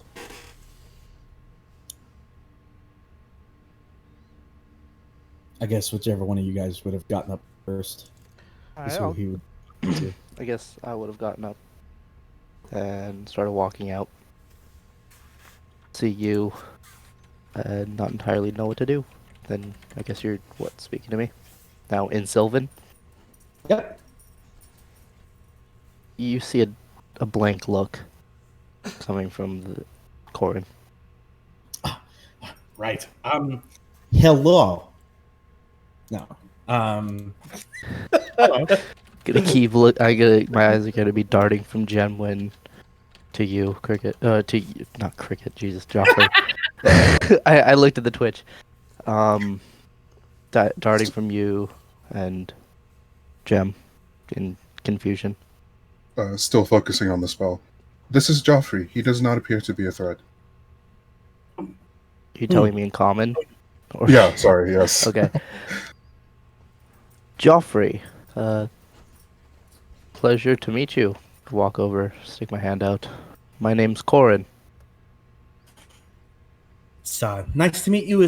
It's nice to meet you as well. Jeoffry, you notice that there's slight variation in the tonality of modern common than what you are used to, but it is basically the same.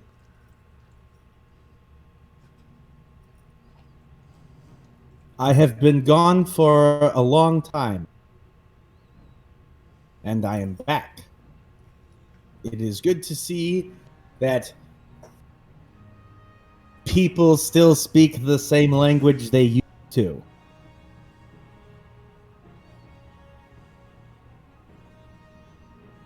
Are you from Valkyria? I am not from Valkyria. I'm from Twyland Hill. And point to the direction we came. Do you know where that is? Not a clue. Twyland Hill was a part of the Empire. Yeah, I've never been there. Sure. Twyland Hill was a part of the Empire, and Corin, you know that Valkyria is, or the Valkyrian Empire, is what everything was before it fell.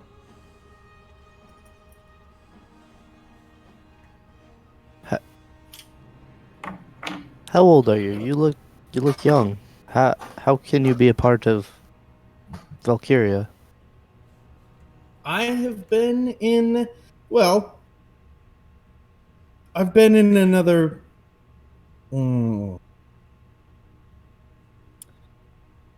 I've been somewhere else for a very long time. Not here. I've been living with my husband.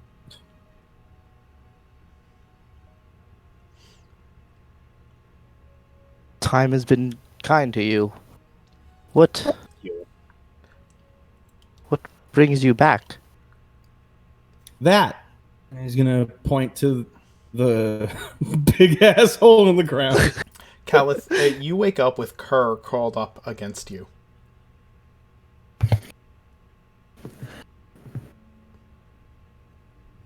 Okay.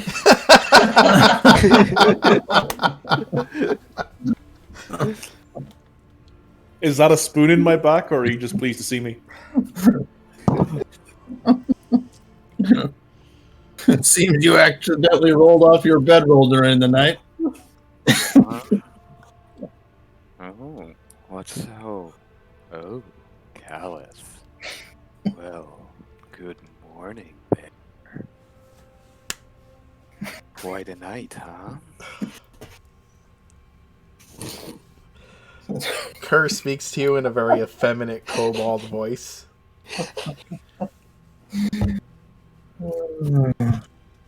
Yes, it was quite a night. Why don't we go outside and see what everyone else is up to?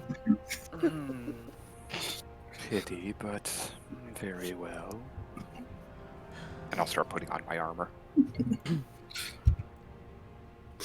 Calp will just go outside. Calith, you get up and go outside of the tent. Maybe you're wondering what the hell was that, but as you come out of the tent, Corin is conversing with a newcomer, and eventually, Kerr, you get your armor on and make your way out to see Jeoffry as well. All of you also have to determine what your plan is for the day because, I know, Kerr, you were interested in making holy water. Yes. I'm going to be coming out of the tent holding Snaps. That, dear Snaps, was quite the religious experience. I hope you enjoyed it. Snaps says something snappy about not getting any for himself. Snaps is annoyed with you for not giving him some tea. I do a double take at Caliph as he walks out of the tent, shirtless, I assume. I would say. Married. What's that, Brad? What's that? Oh yeah, he would. I mean, he might have some. Yeah, he's not gonna have a traditional shirt on, no. Tribal Jeoffry, fetishes here and there. You're a married man, Jeoffry.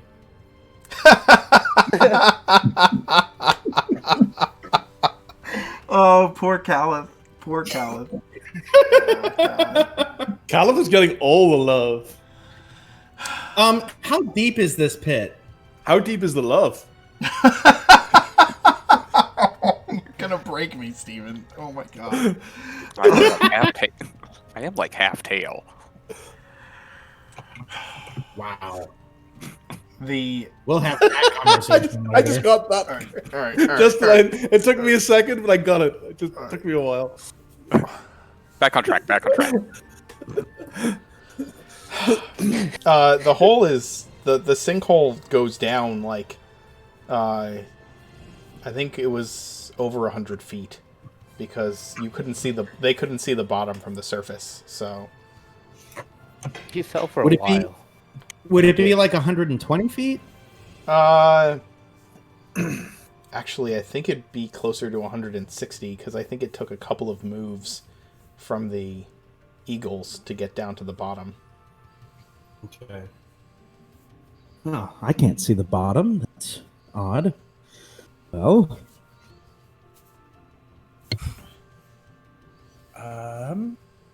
Yes. Hello. My name is Jeoffry. I have met your friend Corin, and I don't know if I caught the woolly one's name, and Gemwin. And you are?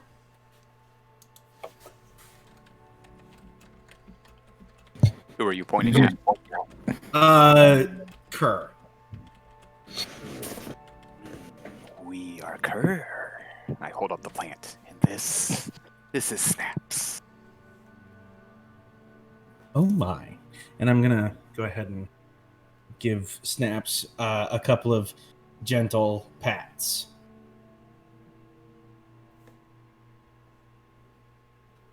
You are a very pretty plant, Snaps.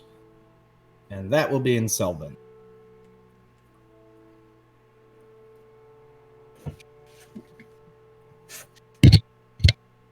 He takes excellent care of you, doesn't he? We try. Who is this? I am Jeoffry. What is Jeoffry? A concerned husband who is trying to save his home.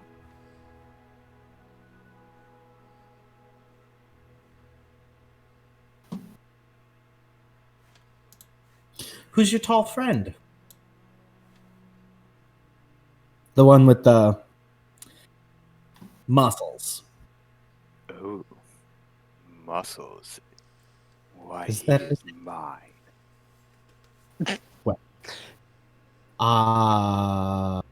That is Caliph, by the way. Okay, thank you. Yes, Caliph. When you say that, Corin's gonna look down a little bit, feel a little sad that it wasn't him. Are That you were talking you about? two speaking in common or Sylvan? Unless you're I'm speaking in Sylvan. If you're speaking in common, yeah, Corin would have looked down. Kerr, you know Sylvan? What's wrong with me? No. Oh, okay. So you would have had to switch to common for this conversation, Jeoffry. In which case, Corin, you can still look down disappointedly.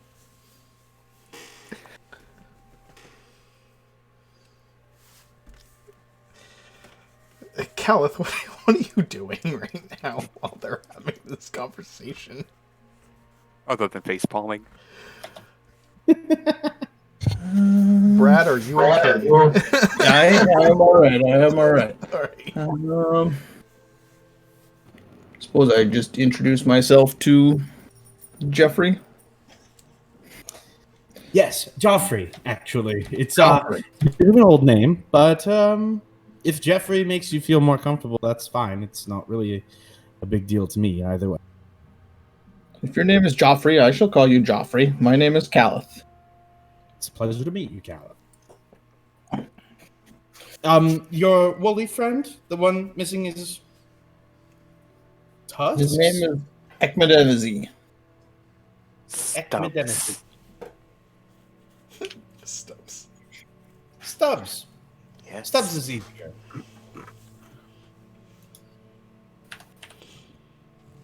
I'm gonna look over at Stubbs. How's he looking? Stubbs is in the forest under his tree with the beehive. Mm. Oh, so can we still see him? He's probably off in the distance and in between the trees. He's not a small fellow.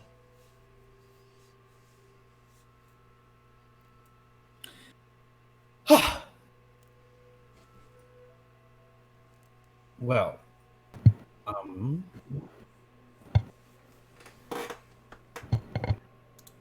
so what happened down there? I got a little bit of information from Stubbs, but not nothing concrete really.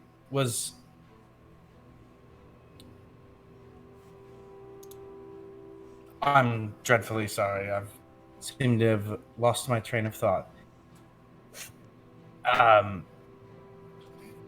Is it true that Ian and Volkmar is down there? Markings in the tomb suggest, or seem to suggest, that it is his tomb, Right. as far as I can gather. Do you know if he's back? No, I do not. Just as an aside,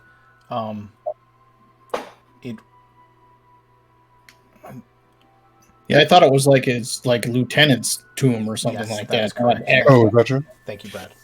That is correct.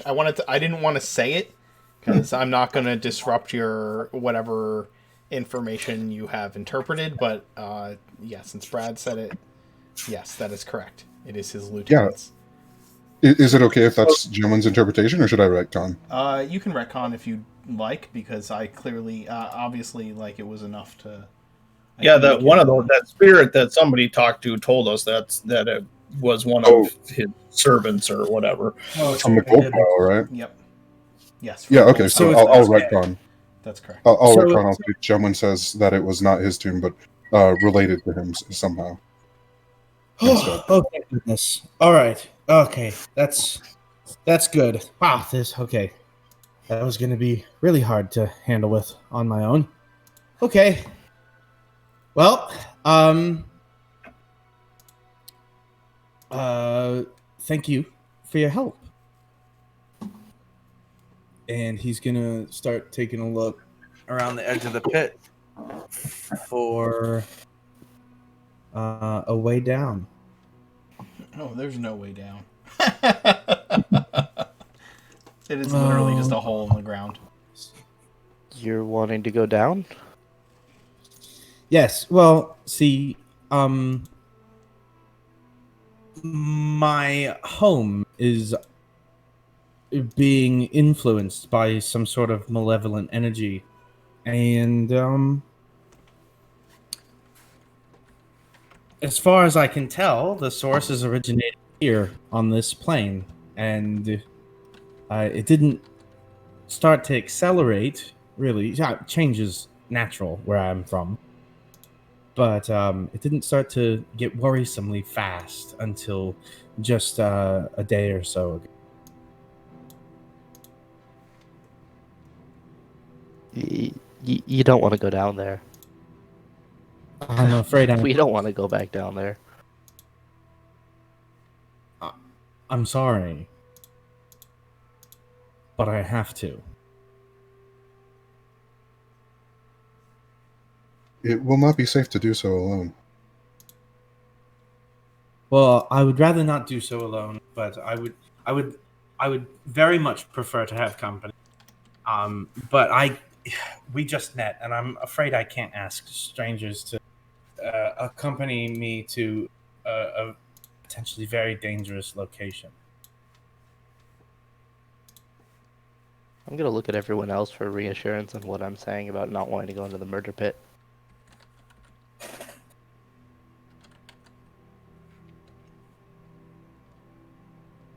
I, for one, am willing to return, on the condition that we secure magical weapons.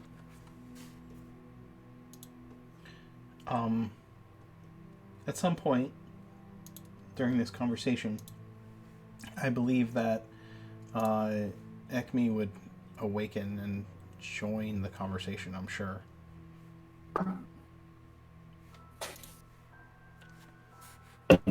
Sorry. Sure. Before I would, though, I would just make sure the bees were okay, harvest a little bit of honey, and collect my 5 friends and put them back in their jar with fresh flowers. Okay. And if I've had my full 8 hours, Yes. I would drift back and say, if I'm overhearing the conversation or the last bit where they're talking about going down into the pit, Mm-hmm. I would say, I too need to go into the pit. There is information I need that is down there.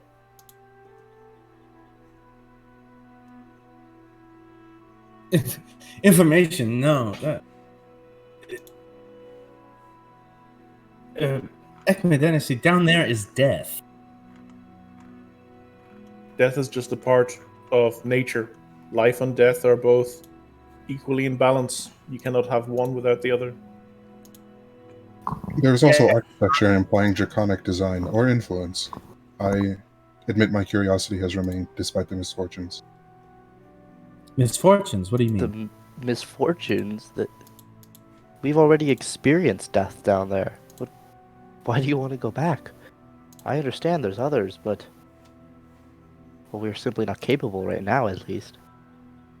I agree that we're not capable right now, but Ekmidenisi is right.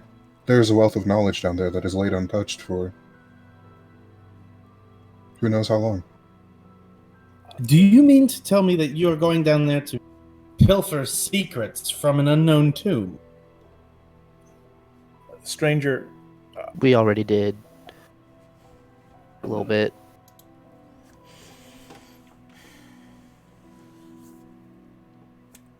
Gemwin, you know that there is a dwarven town in the mountains between Drakengard Keep and where you are now, because that is the direction you traveled from. probably about, I'd say, a day's travel from where you are. Is that Ridgefort or? It is not Ridgefort. Here, I'll. So you are here, right around the hills there, right? You traveled from Dragon Guard Keep. Is that correct? That's where you're from, right? So, you know that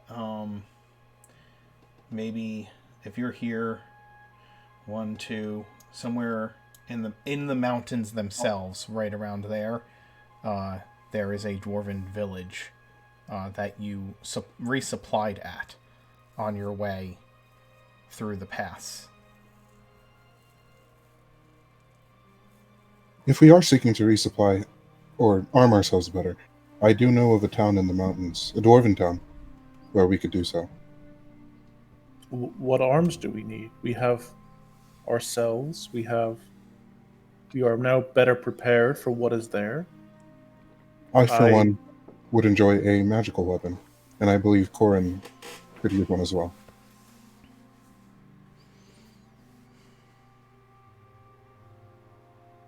So you mean to tell me this tomb isn't empty?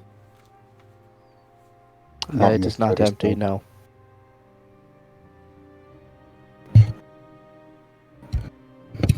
It's filled with many undead. Oh, then I suppose it would be foolish for me to not go in there without a.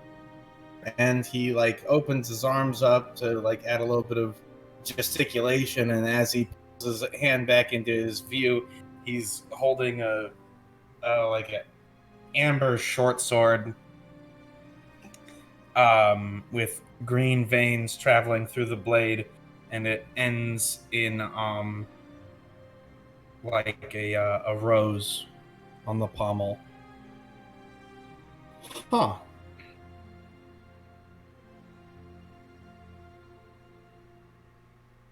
Okay.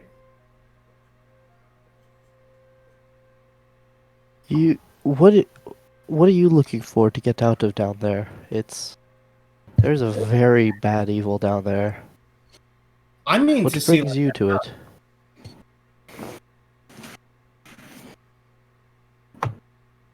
I didn't hear you. You said something. I mean to seal it back up.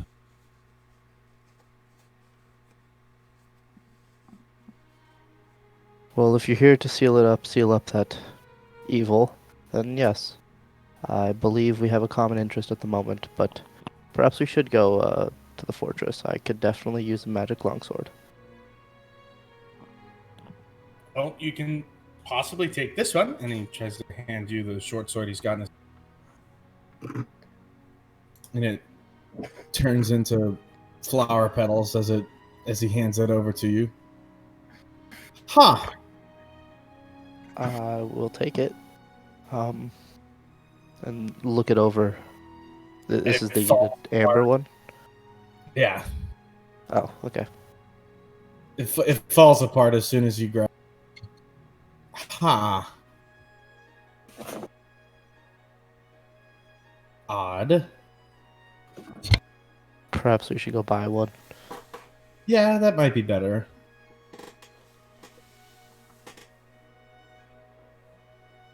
Gonna look over to whoever's closer. Who's close? I guess while we're talking, are we all in a circle? I'm guessing so. Yeah. All right. Would look out to everyone. Well, I for one don't want to stay here and just wait while that stays down there. We should get on the way. I disagree. This place is now open.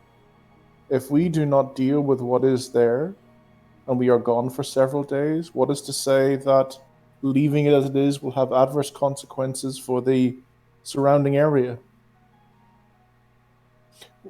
Let me be frank. Frankly, we may have created this inadvertently by drawing the worm, and I think it is our responsibility to deal with it. I, for one, would not like to have this forest under darkness because we decided to go elsewhere. Your judgment is sound, except for in a few places. The worm was anomalous. We did not draw it so much as it was escaping. I'm not actually sure, but it was not where they usually tend to be. With regard to the tomb, I believe that the things underway had already been underway. And if we are to deal with them, it behooves us to be better prepared. I would rather spend a couple days' time and risk the consequence than just going down there and dying immediately. We almost died. Yes, we did. Let us finish this ceremony. We can ask our God and be sure. We may not need to leave. We may be able to handle this. Oh. Well, the first problem we run into is that we don't know how to get down.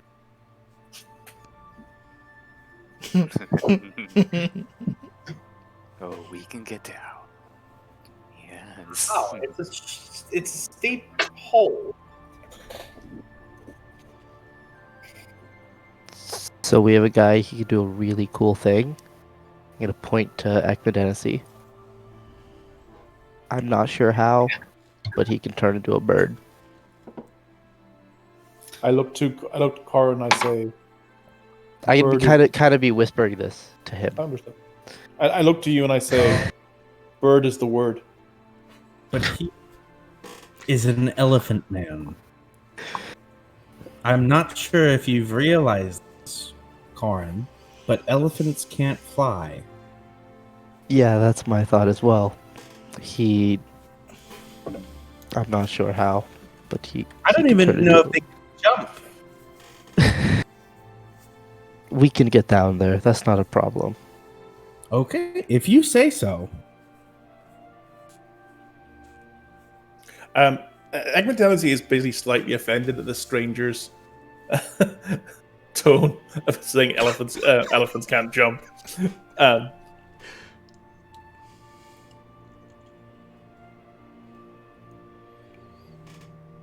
Is he going to jump?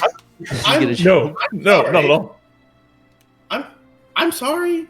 I'm sorry. I didn't mean anything by it. It's just I've never seen an elephant jump.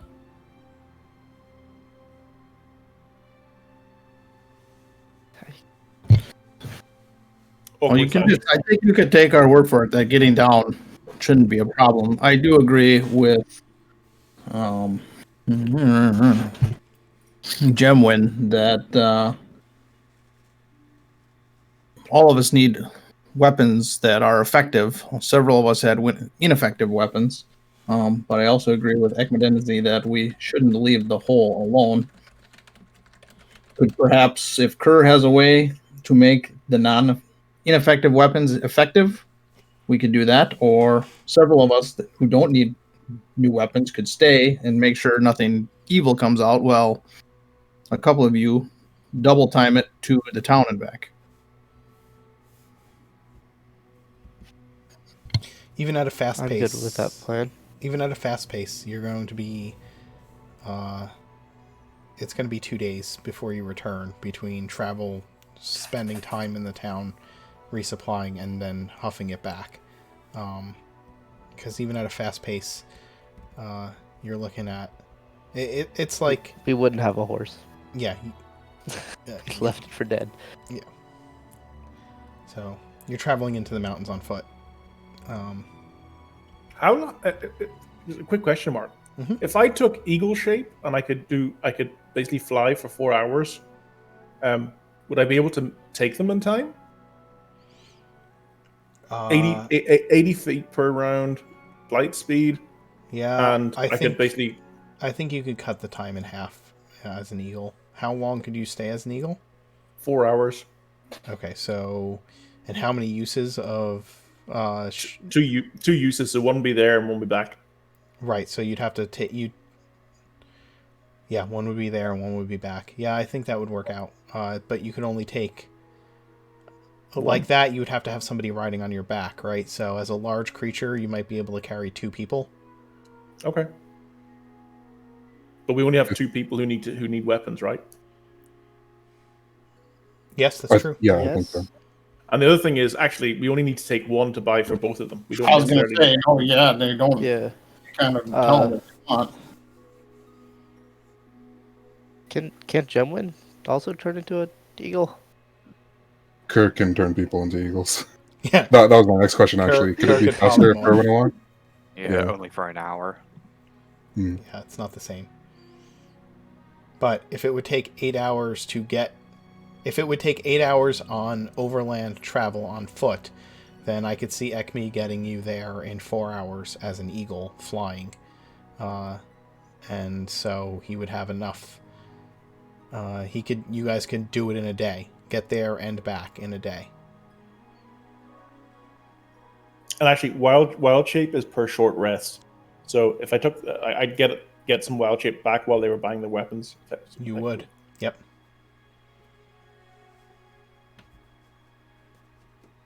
So I would suggest that. I said I could, if people are willing to stay by the hole, I'd be willing to transport at least one of you to this town to buy the things that you need.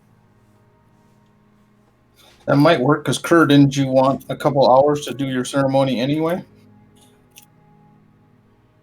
Out of character, yes, it would take at least like a full 2 hours to finish that up. Okay. So here's what I'm going to ask. Do you have the money to purchase magic weapons? 1,000, right? I have 10 gold pieces. I have Corin and Calith, or not Corin, but Calith. I have 1,100. Yeah, you've purchased a magic weapon before, so you know that they are not cheap. Right. And when you're kind of assuming they're not exactly just on the shelves of every store either, so you're kind of taking a gamble that you're even going to be able to find one. That's true. Yeah. But it's a dwarven fortress. It's a dwarven I've been there town. before, right? It's a dwarven town. Dwarven It's town. not. You're not going to Drakengard Keep. Drakengard Keep is a dwarven fortress, but that's like 3 days away, not a day away. Yeah. Would I have noticed if there were vendors of magic weapons in this town? Well, would we necessarily need a magic? Would there be like a temple where a priest could put a blessing on a normal weapon that would last for a couple days or a week that would make it effective against undead? I don't even know if that's a thing. Or silvered. Are silver weapons effective? Yeah, you just need something that can affect undead. It doesn't necessarily have to be a magic weapon. Give me a religion roll. Actually, if anybody's trained in religion, tell me what your passive is.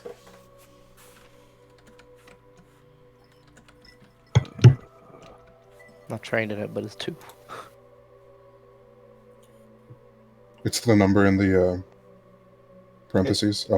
It's your. Just tell me what your modifier is for religion if you're trained in it. Oh, okay. I'm not trained in it. Okay, then somebody make a religion roll. If nobody's trained, even Kerr's not trained in religion, huh? You would think he was, but no. That kind of tracks, actually. I wish I was. If I could retro my character, he would be. I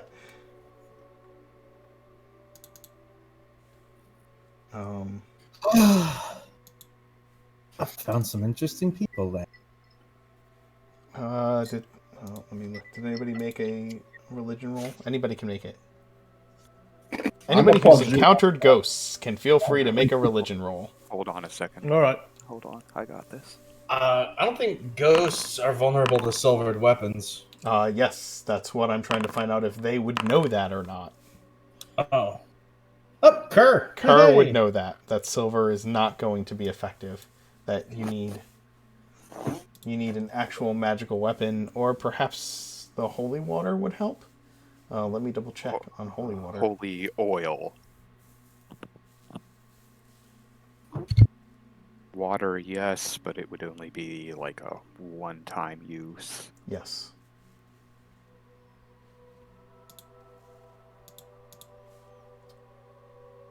Well, you guys tell me what your plan is, and I will make it so. Above game, our options are magic weapons, which would involve going back to the Dwarven town, or holy oil, which I assume Kerr could do here given some time. And we're not guaranteed to have weapons in the other town. Correct. And the only person who has enough purchasing power to buy one is Corin. Yeah, I have Caliph more as than well. We were given a decent amount of money when we left Twilight Hill. Or did Caliph give that all to Jane? Well, I wouldn't. I gave my personal money to Jane. I wouldn't have given anybody else's. Yeah. Yeah, never mind then. When we divided the loot when we were done, and I just gave mine. Little bit of a callous question. What happened to Cricket's magic crossbow? Oh, that was Probably buried with him. we didn't Probably bury burned Cricket. with him. You burned Cricket. Burns with him. Mostly That's what burned with him. Right now, it would be invulnerable to flame. Non-magical fire can't hurt a magic weapon. There's gonna be a crossbow sitting in a pile of ash. Yeah, I mean, if somebody wants Cricket's hand crossbow of warning, then that is Light crossbow. the light crossbow of warning. Then that is available. But it doesn't do magic damage, right? Was that It does not do. It doesn't do extra damage, but it is still considered a magical weapon for the purposes of, for the purposes of surpassing magical, like non-magical resistance. Yes, exactly. That is what we determined based on rulings. Basically anything under magic weapons is a magic weapon for the purpose of bypassing damage. Correct. I can use it, and I'll take it if nobody else wants it. I think it would probably as her player, I think it's pretty safe to say that if she wanted anybody to have it, it'd be Gemwin. Yeah, that's fair to say. But really, the only person who is in need of a magic weapon is Corin, right? Is a vicious dagger a magic weapon, or does it just do extra damage because it's like It's a serrated? magic weapon, Magic. right? Vicious dagger. Yeah, because on a crit, it's a magic weapon. Then I have two magic weapons. And I'm flush with magical ranged options, so I think Corin, if you want it, Yeah, or I made generally would offer it. make for big wacky things. Yeah, vicious dagger is a magic weapon. Yeah. The dagger. Tie it to the end of a longsword. Spear. Gonna make a spear. You guys, I don't want to spend all day deciding if you're going to go on a shopping trip or not. No. So I know, and that's why I'm trying to. I was wondering, did Gemwin remember if there was like a magic dealer there? Oh, right.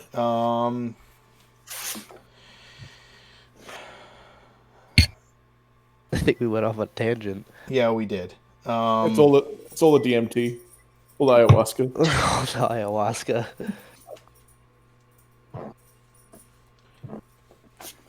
There's...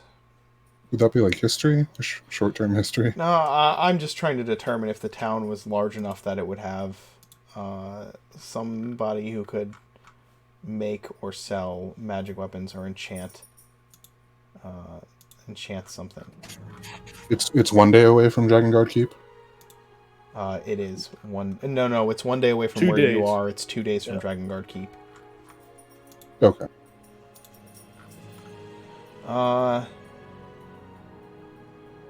Roll a percentage die, and I will tell you based on that. Indeed.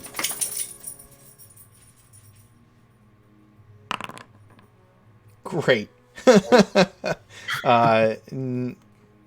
You know that there was an apothecary there, and that there was a temple to Thormodin. But if there was someone who dealt in magic weapons, there wasn't anyone specific. There wasn't any sign specifically that there was someone who dealt in magical weaponry or arms or armament. But you know that there was a temple to Thormodin, and they're the god of the forge. So perhaps someone there would be able to put a blessing or have access to some kind of weapon with magical properties. That would be that would be what you know. I'll put it that way. Okay. I'll relay that to the group. There is a chance that someone could bless weapons. Outright magical ones, I'm not sure. You're gonna hear a sigh. Corn's gonna say, "Okay, well, I guess we're going in the hole, because if that's a chance, we might as well just not waste the time. If any of you see a magic longsword down there, anything, I want it to hit things better. I don't like that I can't. And I empathize. look after everyone else." Okay, very well. Then, if everybody's okay, he will give Jeoffry like a stinging look, and then at the same time he will transform into a giant eagle. I will tell you this. If there's a Forge Cleric of Thormodin at that temple, which there might be, then the best they could do is give you Blessing of the Forge, which is to grant one of your weapons a magical aura for 8 hours, for a day, and from the time they take a long rest until the next long rest, or until they die. So that is the best you will get in that town, most likely.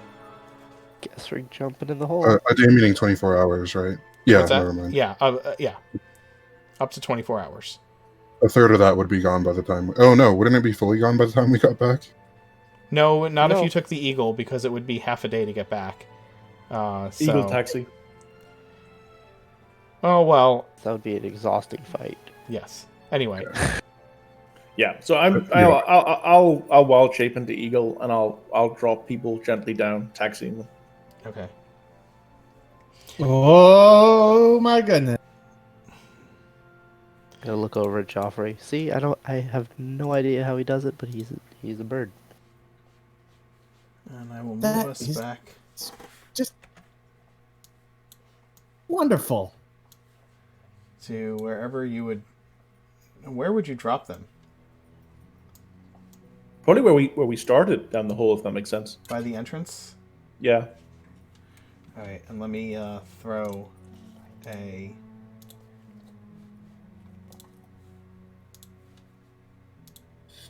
Let's throw a Jeoffry on there. Oh, slight aside. Is there something I should be doing mechanically or in character to develop this spell that I'm trying to work on? Yes. I will need an Arcana roll from you. And I will give you a number of hours that it will take to develop the spell. And it'll be like a number of successes over a certain period of time. Okay. And just to make my aim clear, I'm trying to downgrade Maximilian's Earthen Grasp into essentially a mage hand that can't leave the ground. And that's made of soft dirt rather than like rock. Interesting. Okay. Cool.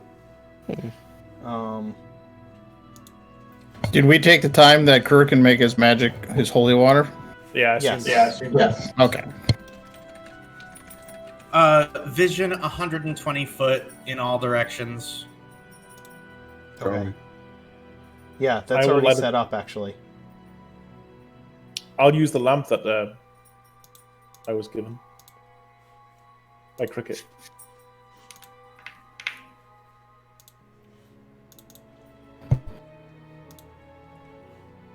Do we have a search plan or any kind of tactic, or are we just going to randomly wander again?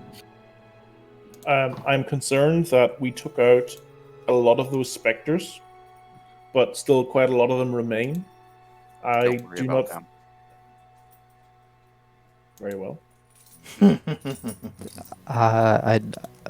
Can we stay clear of that room? Well, let's see, Jeoffry. Oh boy, that is large. And Jeoffrey, you say your plan is to seal the temple back up. What's involved with that? No idea.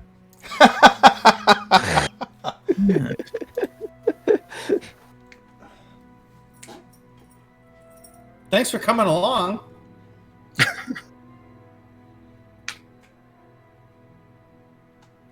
Well, you're back at the mouth of the temple. Or, I don't know if temple's the right word, but you're back at the mouth of this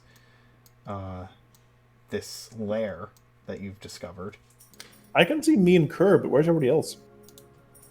Right beside us. Yeah, they're Really? all there. Oh, it's Might a have- light. It's a light. You have to, Alright. you have to Okay. turn your lantern, Yeah, yeah. gotcha. Even still, when I click on your token, then I can still see everyone around you. That's weird. Okay. I can only see it now. Okay. Don't forget about the acid trap. Yeah. So what's going on? Like, I'm gonna put a hand on your shoulder Jeoffrey. before you cross the door, or before you cross the door. There's a trap there. there is? Yeah, Who you see does- you see the two I'm gonna statues. point it out. They're statues of green dragons. Or green dragons? Black dragons? Green dragons. Green dragons, you said. Yeah. What are they made out of? Stone?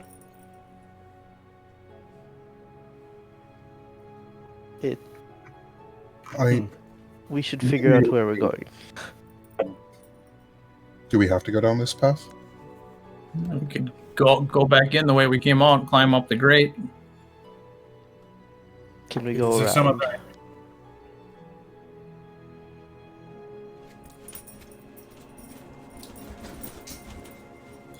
How fragile do the necks look?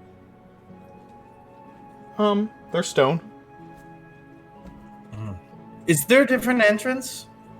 If you said that this is dangerous this way, then let's just not go this way.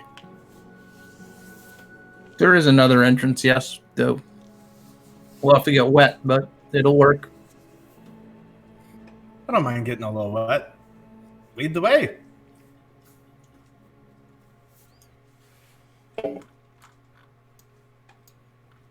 Okay. Do you wanna lead the way? Cal Authority is leading the way. You guys are moving along. Gentlemen, are you coming?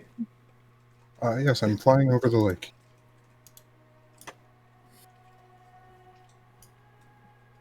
You know, it's actually kind of pretty in here. Did none of you see none of you saw that? Okay. Huh? I see it. Okay. That thing. Oh. What is that thing? Oh, I see something. Yeah. That thing, Yes, that thing. can Corin see it? Oh, yes, Corin can see it. Corin, that is the thing that you and Gemwin found Cricket's body next to. Only thing undamaged. It is a red, glowing gem carved into a large human skull, surrounded by a slightly raised platform of arcane runes. Is it broken? No, it is completely intact. Although there is dirt and rubble from the cave-in near it. Huh. Corin, do you recognize that as well? I do. How is it out here? If it's say, if I recognize it, it looks identical. It looks identical but unbroken. Not like the one that was in the other room. I figured out the actual purpose of the first one. All I can assume is Cricket's last thing was to try to destroy it. Who's Cricket? The one the pyre was up there for. Oh. Dreadfully sorry about that.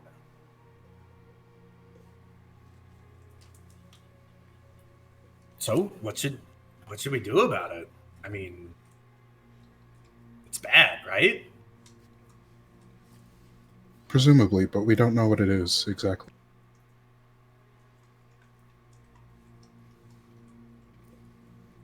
I would like to investigate it if possible. Sure. Are you Yeah, approaching can it? Yes. Okay. Jem will follow. Oh wait, so this is we're basically directly under it? Under what? No. Where It's the right there on the gem- floor. Yeah, I know, but where it was last time. I mean, I have or a is question this mark. very? No, it looks like when you picked up Cricket's dead body, she was It laying. just looks like it. It's Okay. the same as it's the same as the thing you It were is- standing next to at the time. It is an I was- undamaged version. Yes, it is Okay. an undamaged It's a version. new version that was. All right, give me 30 tripping seconds me. to double check my notes.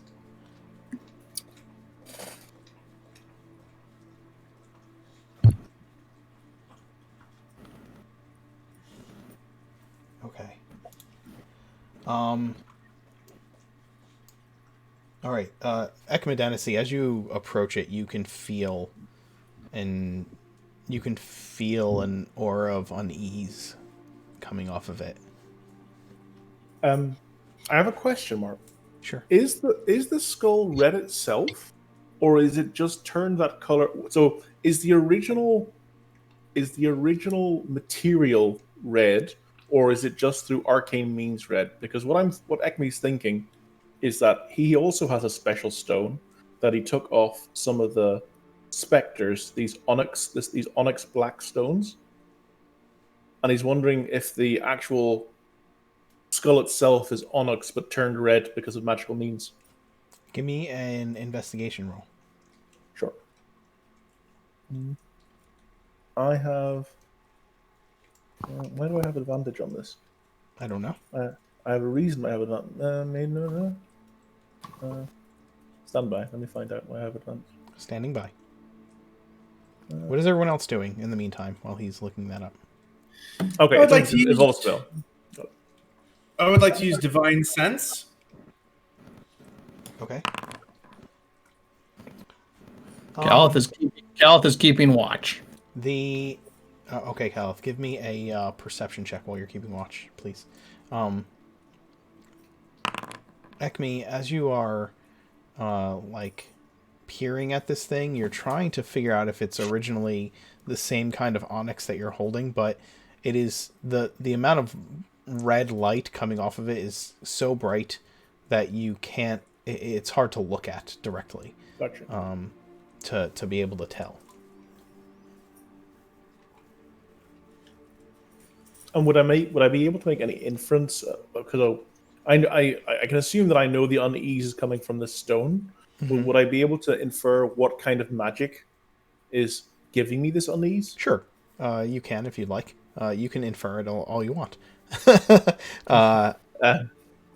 Okay. Would I be able to confirm that it's also necromantic magic that's being used? Give me an Arcana check. Sure. And Jemwin, are you doing anything in the meantime? Depending on how long we're taking, if I have 10 minutes, I'll do detect magic. Sure. With the amount of time Ekmi is taking to investigate this thing, you have the 10 minutes.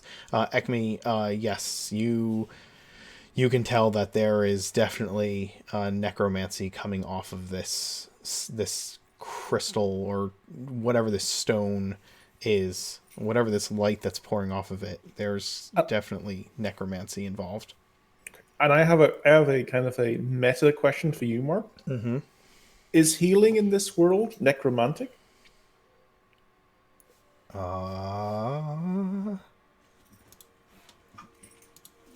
The alternative is divine, right? Mm. Or abjuration, maybe? Yeah, I'm double checking the spell Cure Wounds. No, it is evocation. And healing word too? Yes. You're evoking like healing energy, essentially. But there are some forms of necromancy that are used to give some semblance of healing or life as well. But primary healing is through evocation. Pardon me, Gemwin, you're not busy, are you? Have I finished casting Detect Magic? Yes, you have. Just as he Okay. comes up. No, I was gonna do it like as soon as he opened up his. Oh, okay. Understood. So I'm definitely interrupting the ritual. Wait, just as he opens his eyes, because that would be at the end, right? No, I think he was saying as you open your spell book. Oh, okay. I was about to be. Can I help you?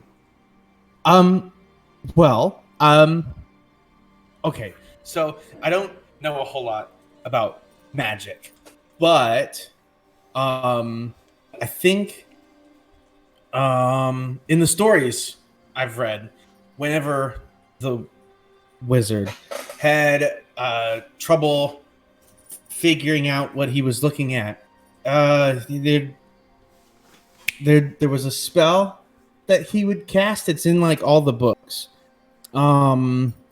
Is it magic? Identify? Oh, actually, that might be a better option. And Gemwin will flip through their spellbook to the page where they have written Identify. Yeah, and I'll cast that instead. It'll take 11 minutes as opposed to 10 minutes, 6 seconds. Okay. Yeah. Okay. You take the 11 minutes to cast Identify. Oh, And what's that? One issue, it's touch. I would have to touch it, right? You would have to touch it, yes. I can put a hand on Gemwin if I know he's doing this, and I'd say, if you're going to do this, be careful, and I'll cast guidance on him.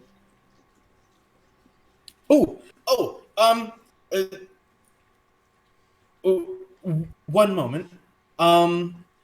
Here, and he's gonna accidentally it's like he's trying to touch Gemwin, but he doesn't know how hard to touch him, and so there's like a little bit of a flash of amber light, and he smacks his hand against Gemwin's chest, and a spectral, like a visage sort of superimposes itself up his arm, and it looks a little bit more effeminate, and it's got like leaves and feathers coming off of the sleeve. It looks very different outfit, but it smacks into Gemwin's chest, and I cast Protection from Good and Evil. Okay. Oh. Can you pop the spell in the chat? Yep. It's in there. Oh, it is in there. I see it. It's in there twice. Yep. Okay, so to answer the questions of some of these in order, you had also used your Divine Sense.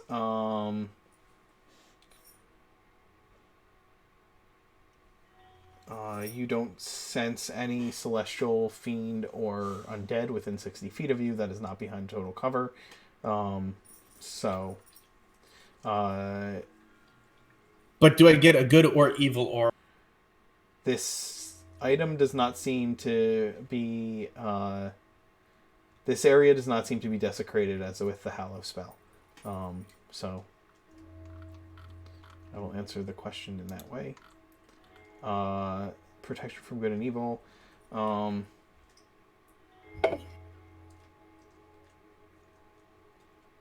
Okay. All right. Gemwin, are you touching the gem to cast Identify? Yeah, I'll prepare the ritual. I think I'll take like a little bit of soft rock or something and add on to the runes around it, or like next to them or something. Yeah, I'll do something ritualistic, and at the end, I'll touch it. Sorry, go ahead. I'd guide you before you did that, Yes. just so you know that. Yeah. Okay, so here's what I need you to do. As you touch as you touch it, I need you to make a what was it? Was it a Constitution save I had you made last time? It was a Constitution I need save. you to make a Constitution save. You have guidance. Could I put that in the situational bonus area? Perhaps. Roll a D. If Ekmi posts guidance, you should be able to just click the D4 button. Yeah. All right. Somebody. Yep, you can There you get go. that.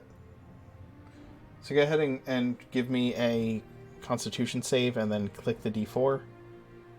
Yeah, it wouldn't be added because it's guidance, not Oh, it's a resistant. saving throw. You're right. It is a saving throw. Okay. Yeah, that's fine. It's not an ability check. That's true. My Constitution saves are pretty good. That's all right. Okay. So you'll take half of this. In necrotic damage. So 7. And then I need you to make a concentration check to maintain the spell as the necrotic energy enters you as you're holding the ritual in your mind. You're good. I should have made that with advantage, but yeah. You're right. Yeah, I don't think you need it. And the D4. Yeah. Nope, it's still a saving throw, so unfortunately. Okay. But yes, you maintain hold of the spell in your mind as the necrotic energy pulses through your arm, and you get a clear understanding of what this thing is. Beneath the waves of necrotic energy that are coming off of it is also a powerful abjuration.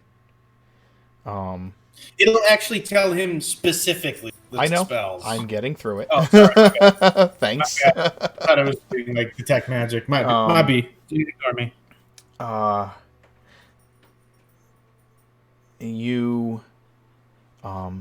So here is what it does.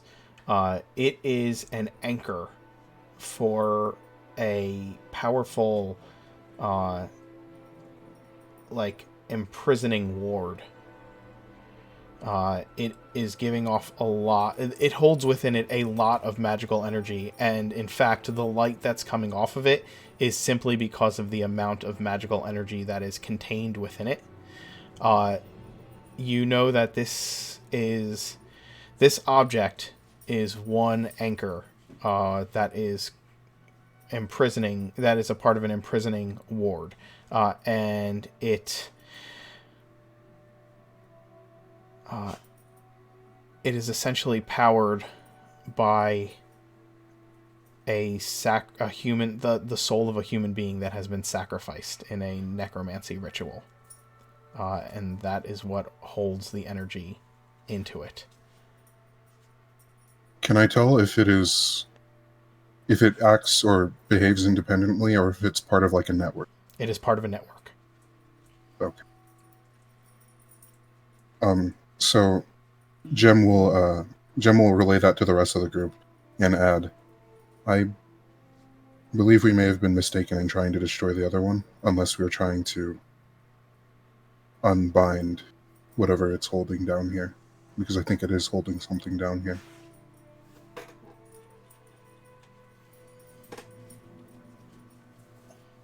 Friend Kerr, is Kerr around? Kerr's there. Before, above, when we were where that gold pile was, you were able to dispel the magic. Are you able to do it here? Yes. Not sure if we should, though. But it is possible. If it's holding something back, we definitely should not.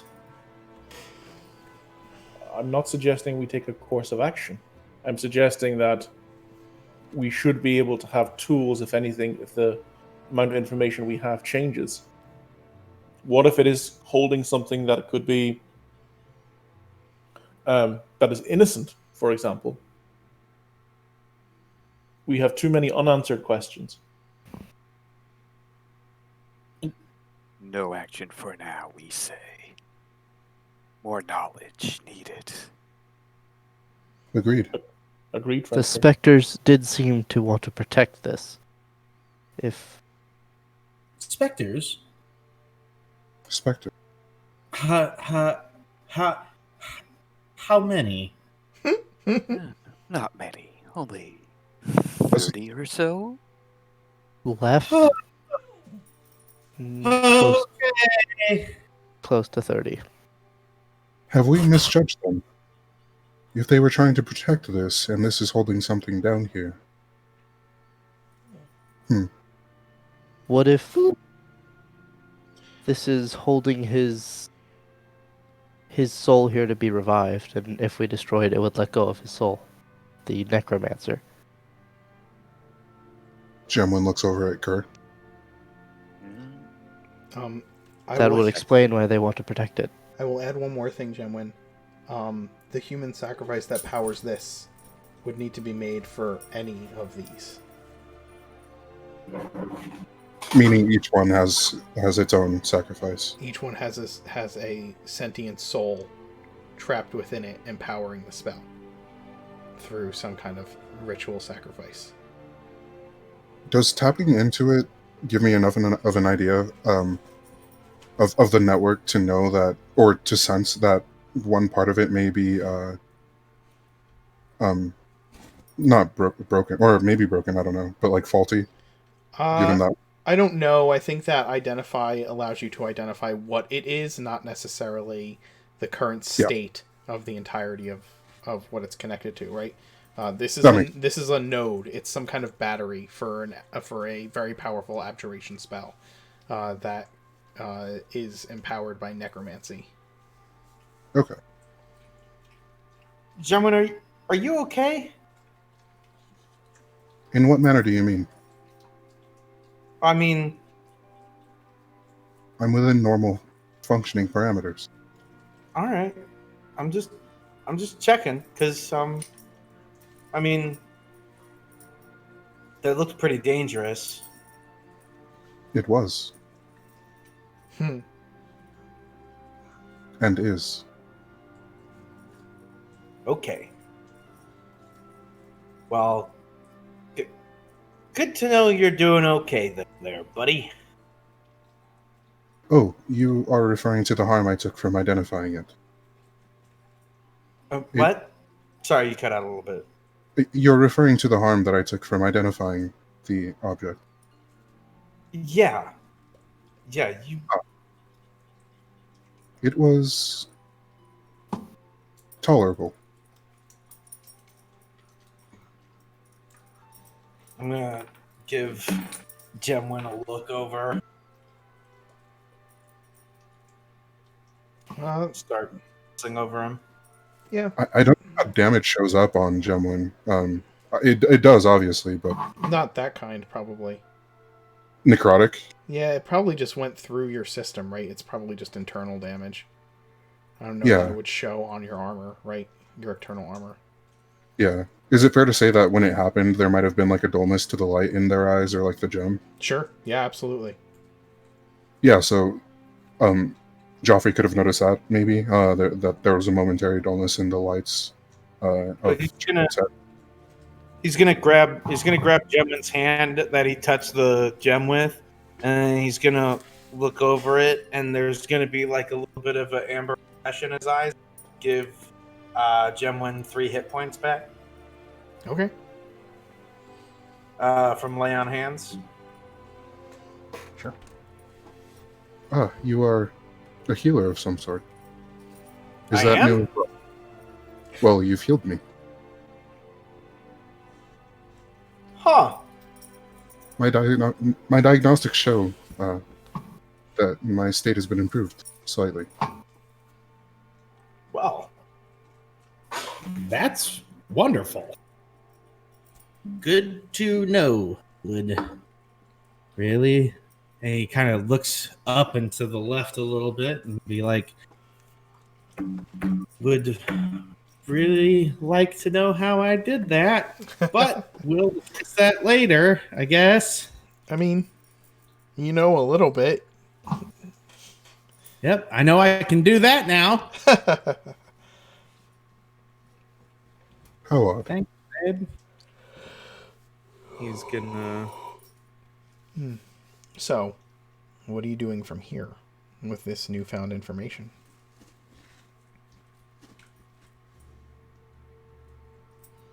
I So believe you Kerr's guys- assessment is. Sorry, go ahead. So you guys mean to tell me you guys found another one of Our friend did. I tried to destroy it. The specters we- did not like that. Right, the specters. Right. There is the Um, possibility that if we try to destroy this one, we will be attacked as well. So let's not do that. I believe Kerr's assessment was the most sound. We require more information.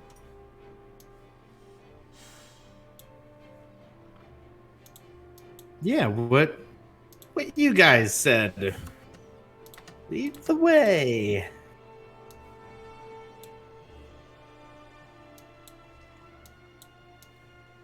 As we keep walking, Corn's gonna be trying to be extra vigilant for any ghosts or anything we see. Okay. I think Ekmi's still gone. Staying at the back. Oh yeah, Ekmi's still gone.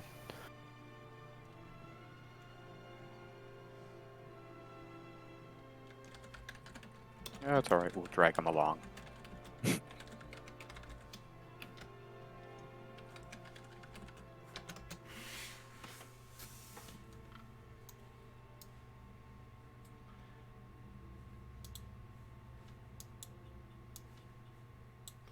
Yeah, I'll move him along with you guys. Caliph, please don't leave me alone there.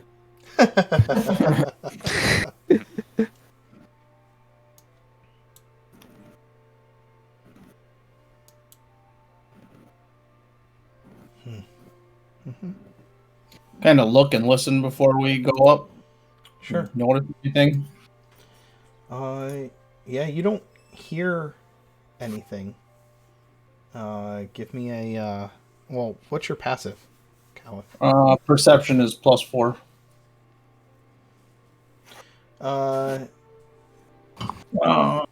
Yeah, 14.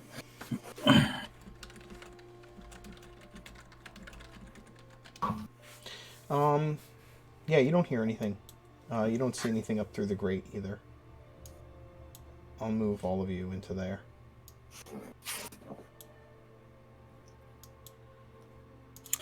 Oh wow, this is Oh yeah, there's blood and it's awful. It's old blood, dried. There's some new blood. Let's go up these stairs. Rotting horse. There's a dead horse in here. Oh my god, it's so bad. Oh my god. Oh, it just gets worse. Oh, there's bodies. Oh my god. There's no bodies in here. There's no bodies. The white bodies are still in. Oh yeah, they would be in the other room, right? They'd be in here. Oh yeah, they would.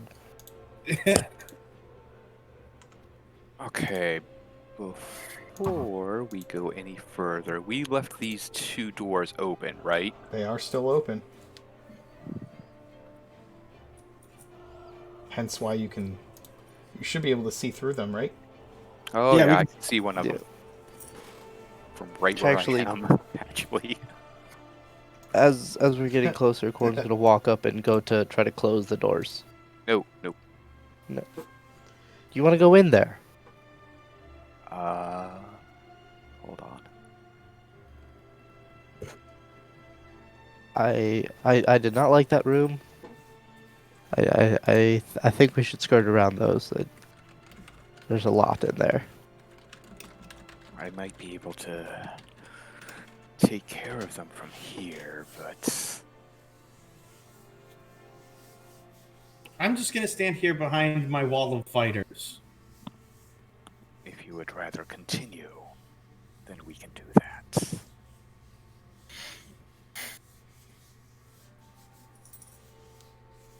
I'd rather continue because I'm gonna gesture over to Calith as himself. You may be able to stay back there, but we can't. If We I have to kind of be in front, if I can and I don't like those. if I can interject, I still have a spell that does a large amount of damage in a large area. If those things are still in there, maybe it's best if I go in first and do that spell. None of us have to enter. We can all stay here. I have something to a similar effect. Erupting Earth and Fireball are at my disposal. Before we go in, I'll say to the first, I need some protection from my friends, and I'll pull out the jar of 5 bees, and I'll say to my bees, "Friends, we go to battle. Will you join us?" Kerr, everybody's preparing for war. What are you preparing to do? Okay, out of combat real quick. Do we want to take care of them? Because I can totally do it from right where we are. We don't have to go anywhere. Then yeah. That's what Kerr has been trying to tell you guys in his Kerr voice. Channel Divinity, or I'm just hiding behind Kaleth and Corin. I definitely think. I mean, like Ekmidenisi definitely thinks we shouldn't keep deadly enemies behind us. And also, you guys saw him turn undead earlier and destroy like 3 specters with it. So it's not like it's metagaming to know that he can do that, because he did it in front of you. That was also it's 30 feet, though, not isn't it? 10 times that. If you can destroy them from here, Kerr, then I would agree that that's a good idea. I would be very impressed. Oh, with Invoke Duplicity? Then prepare just in case. Yeah. And I will take 1 step forward, but at the same time, I'm going to rip in 2 and take a step back. As I use the Madness That Walks. Nice. Yes. Kerr tears in half. And they like... Oh my god! A second Kerr like rips itself out of the first Kerr. Can all kobolds do that? I've never read anything about that. Is this the first time you've done this? No. No. It's the second time for me. But I don't think everybody else has seen it, right? I thought you we used all- this before. With the purple When worm. did he use it? With the purple He used worm. Spirit Guardians? with the worm I did. Oh, yeah. Okay. Okay. I'm just going to use my token. So, okay, since I know right where Kerr is. And I'm just going to start walking the duplicate. Oh, wait. Let me see how far I can see. Do you want a second one? If you can, yes. There you go. Okay. You have 2 Kerrs. And they both have the same site, so yeah, that should be good. And I'm just going to move this one straight out to here. They are chanting in the same manner that they were before. Is Kerr just moving in, like, not... does your duplicate move in, like, without care or concern? Yes, actually. Just waltzes right in. Okay. Then, as the clicking of Kerr's... well, does your duplicate make sound and all of that? I don't really know. It can move up to 30 feet away. Is that too far? Oh, it has to remain within 120 feet of you, so no. And you can cast spells as the illusion, and when both of you and your illusion are within 5 feet of the creature that can see the illusion, you have advantage on attack. Okay, yeah, that's fine. It doesn't say it makes noise, so...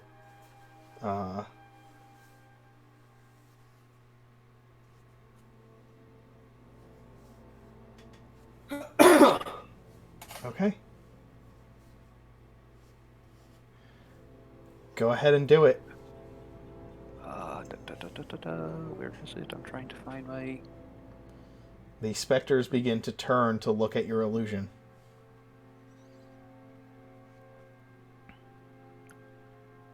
Is there a tumbleweed that passes Yes. along? Okay. And maybe an eagle's claw? I have to make wisdom saves, right? Mm-hmm. Yeah, you're gonna have to make a lot of them. Okay, so I'm gonna start doing that. Except that I'm not using. Wait. Are you not using Turn Undead? No, because that is not a spell. You're right, it's not a spell. Greetings, little undead. You killed a friend. It's time for payback. You cast Spirit Guardians through him? Yep. Then I'll take the first one, Nice. not the second one.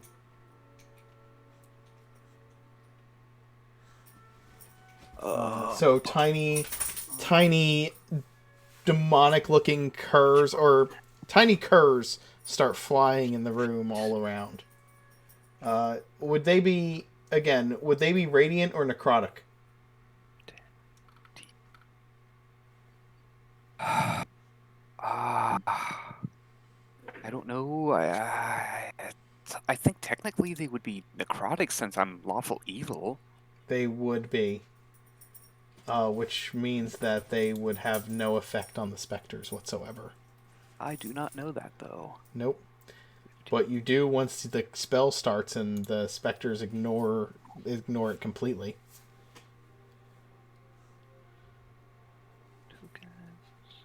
What just happened? 10, 15. Can you see that far? I can see it. I can. Yeah. I can. I can I can actually. somehow see to here. Do you have... I can see to here. You have the lantern. Oh, Ekmi's facing it. That's why he's got the bullseye lantern. Yeah, plus your That's why we token can see has... plus you have a lantern that emits 60 feet of dim light and 30 feet of bright light. That you were given by Cricket. Oh yeah.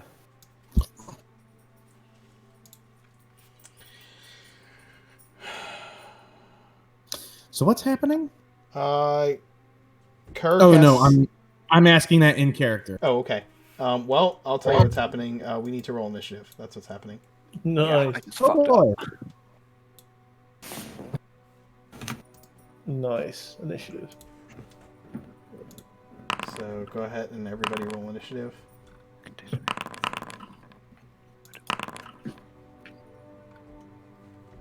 I didn't select the. Okay. And I'm going to switch over the music as we roll initiative. Oh my god. Sorry, guys. Sorry? I did not think about that. I'm just looking at the turn tracker. Yeah. I see 37 specters. There's not Or 30, 27 there's not specters. 27 specters. Some of them were destroyed in the last combat. Sorry, 25 specters. Yeah, this will actually go a lot better than last time. Will it? I think it's less than that. 3, 6, 9. There's only 16 of 12, them. 10, 14. Yeah, there's only 16. Like 16? There's only 16. Yeah, but we have AoE help too. Oh, Oh, yeah, I Callum guess. first. Yeah, we got this. God. So yeah.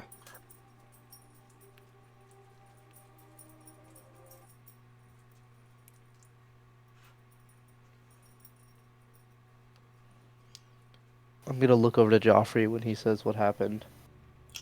I'm gonna draw my sword and say, I think I'm gonna have to swing at things that don't like me swinging at it. I think we're gonna have to fight. He's gonna be like, did it work? Did it work? Did It we hear worked, screeches? Kerr, you begin, you cast your spell through your illusion, and tiny demon-winged kobolds split and pop out of your illusion and begin to fly around, buzzing through these specters, and the specters are just looking at your illusion menacingly. And Caliph, Tell me what you are doing. You can see this happening in the Yeah, other but room. the specters are kind of staying in there for now, right? The specters have all turned towards the Kerr illusion, and you see the same thing happen the last time he cast this spell happen. Like his physical form begins to like bubble and pop, and out of these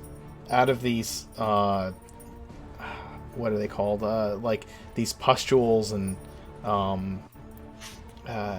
like tiny winged versions of himself start to rip free of his flesh and fly all around, but the specters seem to completely ignore them.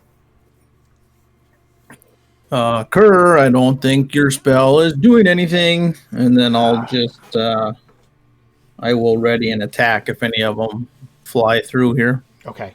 All right. So you, if any fly through, you get to make an attack against it. Oh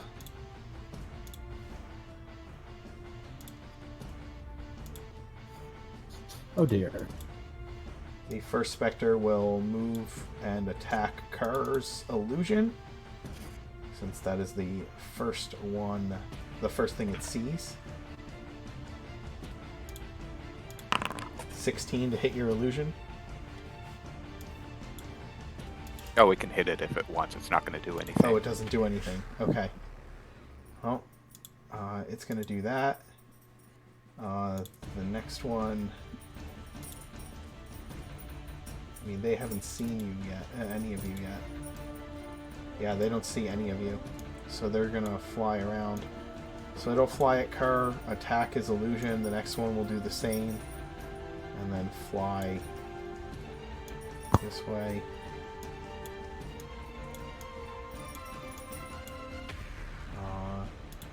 The next of them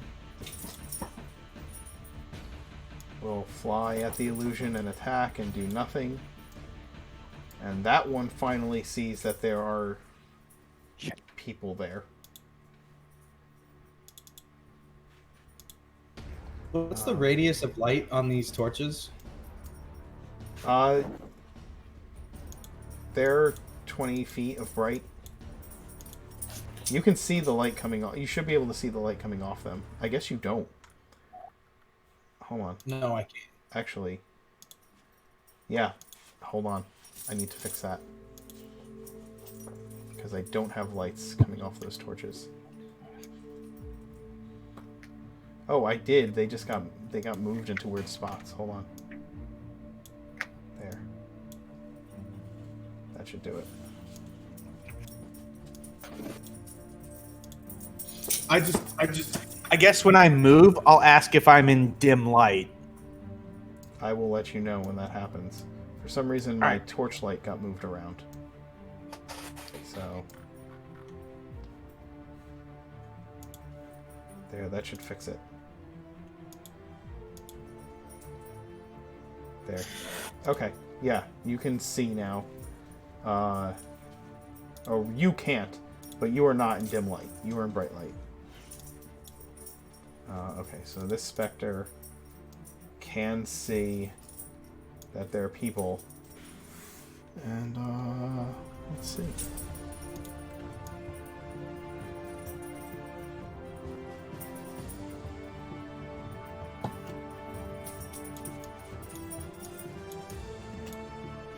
Move out this way. And it has 50 feet of... it's going to double move.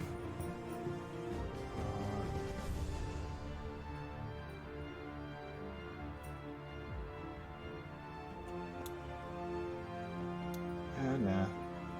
Will it double move? Let me see what their abilities are. Double check this. Nope, it'll just move to there. Car, it is your action.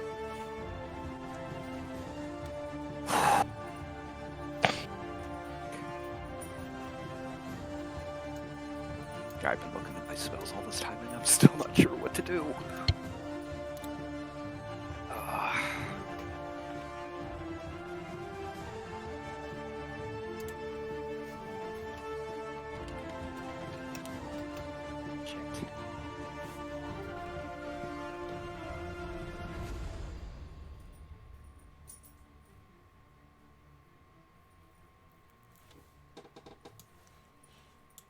of them saw.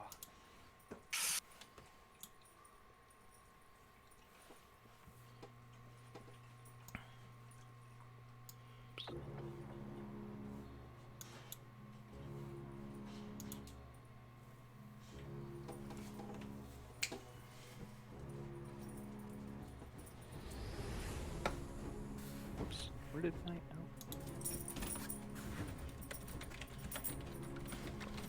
Damn it. Having a little bit of trouble controlling two at once. It's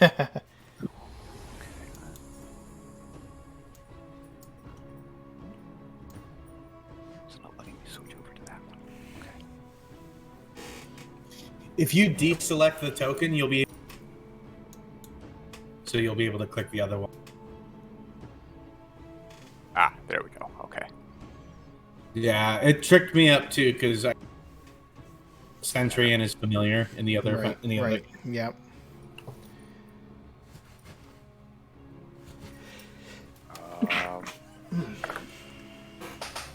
Full action, bonus action to close the doors in front of us.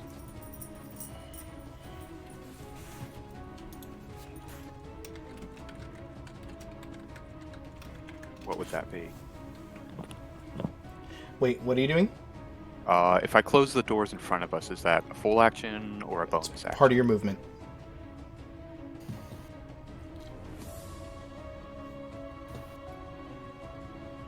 I have no idea if they can communicate with each other, so... Not.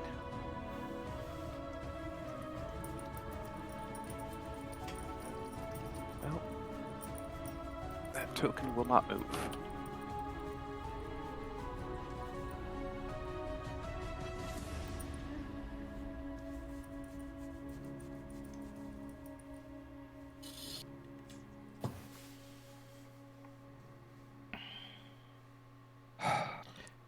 I'm going to step up to the doors.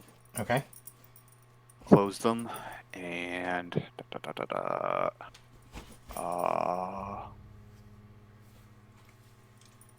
cast blink. Cast blink. Okay. Blink. Sounds good. So you're moving up to the doors and closing them. There you go. Okay, guys, I hate to do this. I probably should have done this at the start of combat, but we're going to have to take a short break because my dog is, like, freaking out right now. So we'll be right back. It's all good. It's alright. No problem.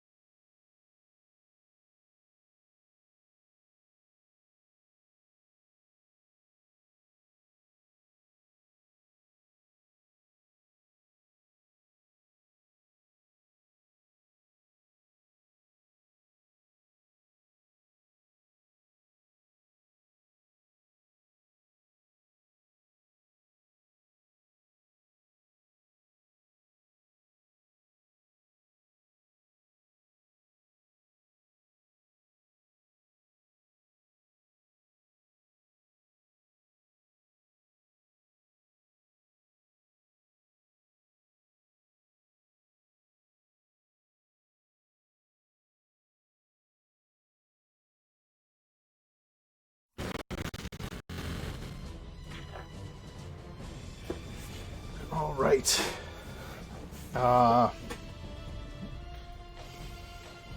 Okay. You cast Blink upon yourself, and Poof. Jeoffry. Okay. Is your action. Okay. We're in a fight. We're in a And I fight. just vanished from existence. Yeah. And the kobold's gone. Okay. All right. Planeth, come on. Just a little bit of help. And he's gonna close his eyes and he's gonna concentrate. And in one hand,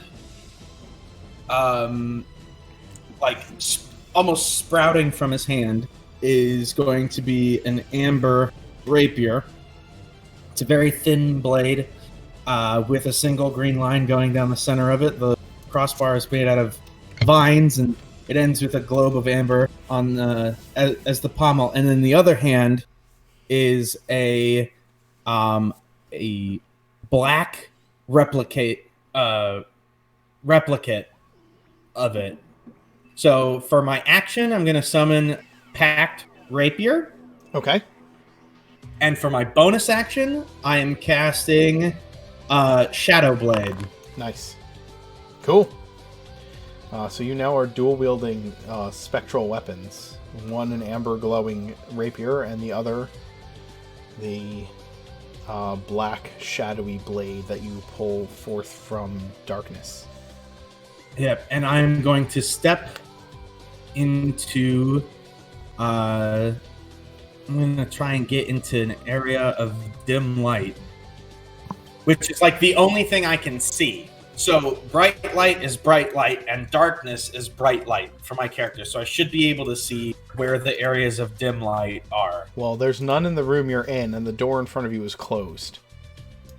As part of his move action, he's going to open up the door. Actually, I will tell you that this area here and this corner here and back here are dim. Okay. Right. What about when he opens this door? Is any of this dim? Yeah. There's dim light, actually. Like right here, right? I just have my lantern. No, there's lantern light there from the other two members of the party. There's dim light here, and there's probably dim light in this corner. Like right here. Yeah. Alright, so that's 10, 15, 20, 25, 30. So you basically see this new guy summon 2 weapons and then run into the room. Yeah. He looks terrified on his face. You are, in fact, in dim light right now.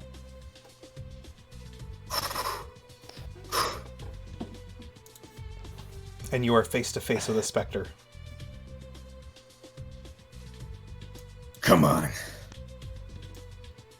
And then you would hear from the other room, you would hear, "Fight me!" Nice. This specter here is gonna move.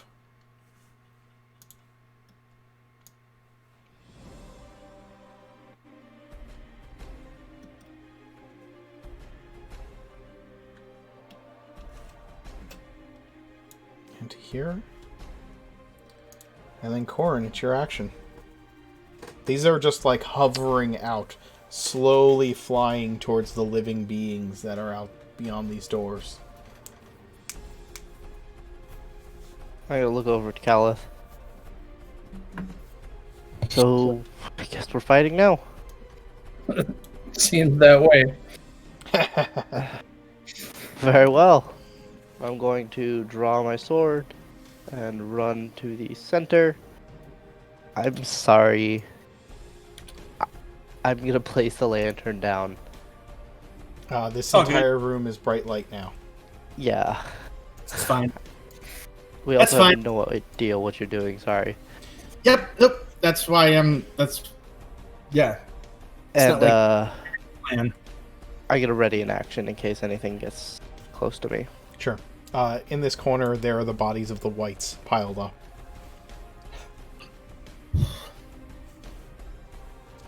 Okay, so if something comes near you, you're going to attack it? Yes. Okay. Because they're out of my reach at the moment. This specter cannot see any living beings. Oh, that's not true.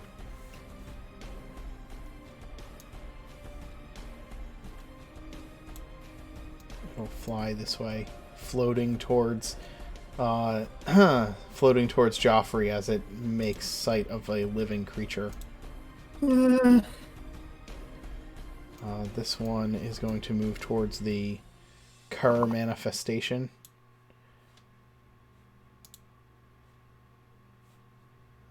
This one will move that way.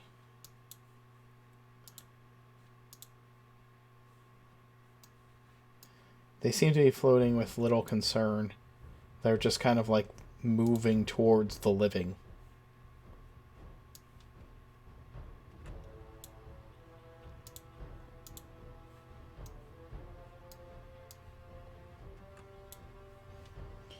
Especially once they see they have no effect on... That's not right. On the car. Copy. Would, Mark, Yes. would I be able to say I'd move myself next to him? Instead Which of would have where been you 20 are? feet instead of where I am? Yeah, that's fine. Move. Go ahead and move yourself. Okay.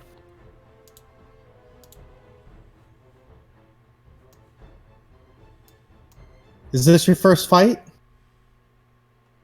No. Is it yours? Yeah. Look of worry is gonna fly over Corin's face. Stay back. Don't die. Ekmi, Takes a step in front. Yes, sir. what are you doing? Question. Yeah. So I've got lantern here. Can I Yep. see into this room? You can. Anything you can see on the map, you can see. And these doors are open then. The doors in front of you are open. Yes. Okay. So let me have a think about this.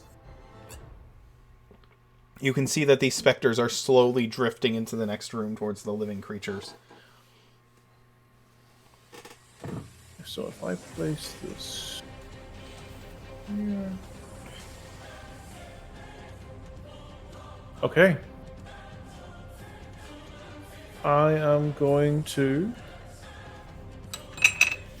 do an ice storm. Put the spell in chat.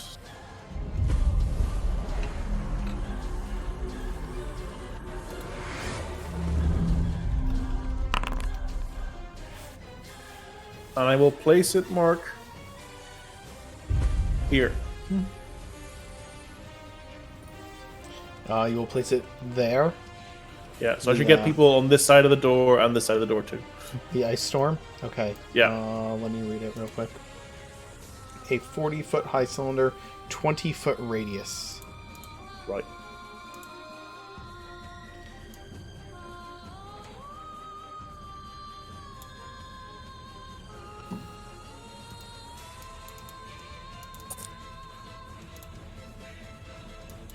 Oh my gosh.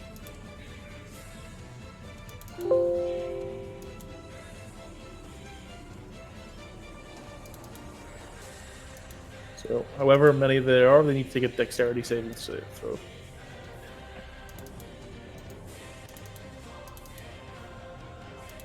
Okay.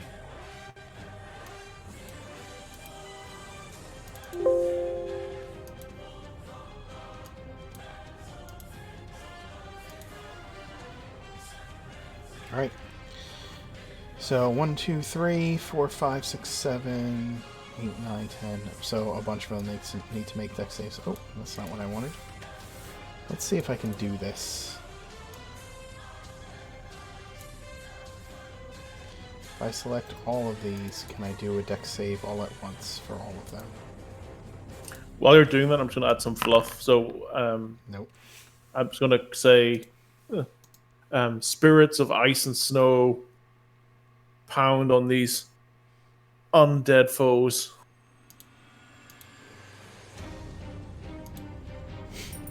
Lovely. Thank you. Okay, so That's one that will fail.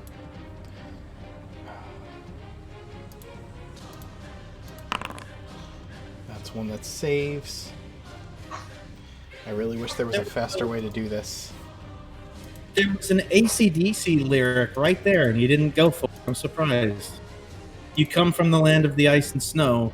That's not That's all- AC/DC. That's It's Led Zeppelin. Led Zeppelin. Yeah. wow. Yeah. But I mean, it was right there still, regardless of whether or not I got that right. Ah, I really want to be able to do a dexterity save for all of these at the same time. Can you not just do /roll 1d20 plus 2 times Yeah. whatever number it is? No, it won't do it like a number of times. I don't think. Could you just do XD20 and then add after? Like just mentally or whatever? Yeah, I'm gonna do that. No bonus. So that's 1, 2, 3, 4, 5, 6, 7, 8 that still haven't. So 8d20. And I'll just expand this and add 2 to each one. So what's your DC? Oh, I have it here. 15. 15. So 1, 2, 3, 4, 5 succeed. 5 of them succeed. So we'll say it's the 5 on the outskirts and all the ones in the middle fail. Okay, so when they fail, they They take take 29. 29 damage. Yeah. And then the ones that succeed take half Half. that. Correct. Half of both. Half of the 29, yeah. Okay, so half of the 29. So let's see. I can select the ones that failed. That area is now difficult terrain as well, as it's basically slippy as fuck. Yep. Okay, so those are the ones Is that a succeeded. technical term for ice ground? Yeah, absolutely. And then these take half. Well, that's awesome.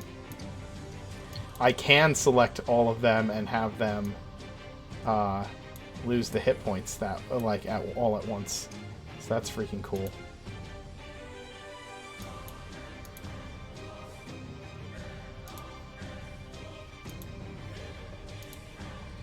So yeah, after Ekmi, it's Gemwin. I have a bonus action, Mark. That's all right. Go ahead. Use your bonus action. Tell me about that. Oh, Yeah, whoops. I'm gonna call forth my bear spirit totem, and I'm going to post it right here. And everybody gets an extra 13 temporary hit points within a 30-foot radius.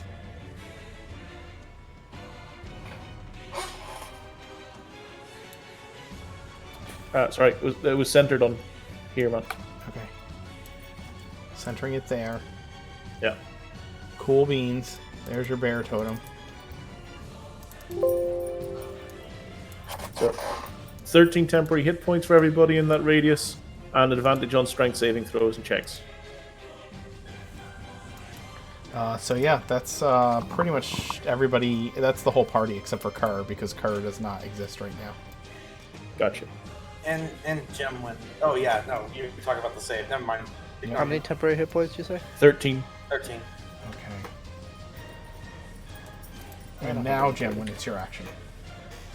Cool.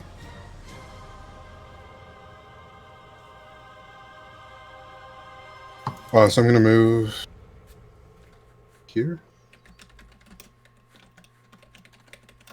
Yeah. And then I'm going to cast Fireball in the same place that Ek cast Ice Storm. And I think it's the same area, 20-foot radius. It is, which is going to kill the rest of the specters that are in there for sure. Well, roll the damage for the Fireball.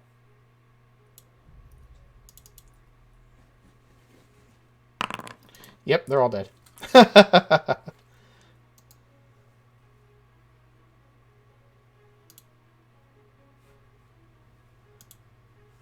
Yeah, you destroy all of these specters in this area. And that'll be it. Does that melt the difficult terrain? That's the question.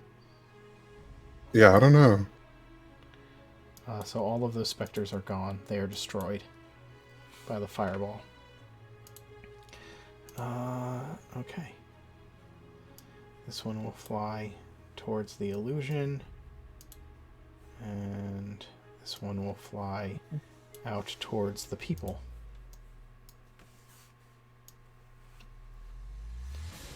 It's difficult terrain, but they fly, so that's not going to Hover affect over it. them. Yeah, I got it. Yeah.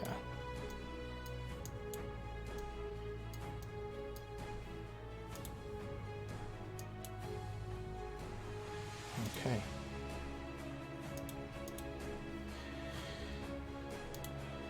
Kerr? That's his. That's Oh, his that's the duplicate.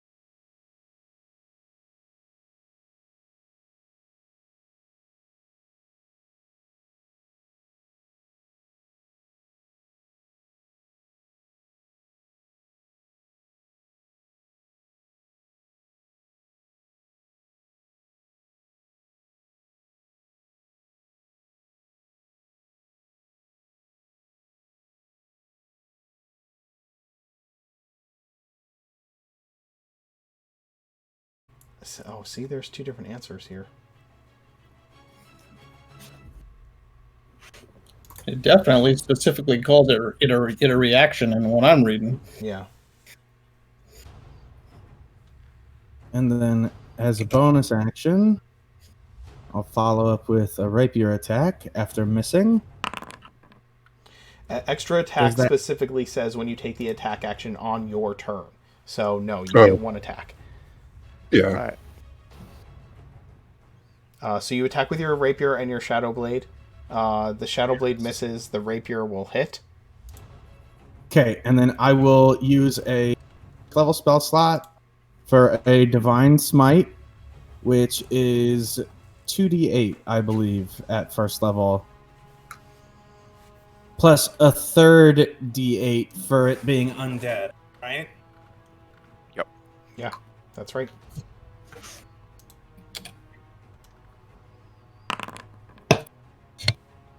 So you do a total of 26 I do damage. a total of 26 damage. You destroy it with one fell swoop, summoning the power through your rapier. And Corin, you made a 22 for your greatsword attack against this creature? Yeah. Okay, and then we'll take half the damage as you swing at it. He's gonna finish his action stepping up to this other specter. Okay. That's the rest of his move action. In spite of your terrified look, you channel the power of the Autumn Fae through your blade and cut it down. Car, do you return yet, or at the end of your turn? At the start. Okay. But as a free action, I'm going to release my concentration on the on my duplicate. Okay. Why is it now starting to lag out?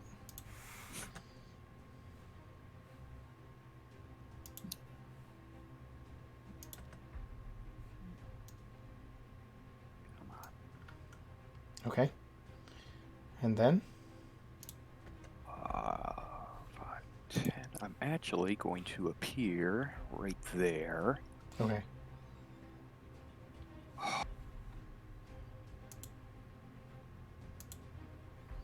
Alright. Let's blast that one close to us first. With a guiding bolt. At advantage.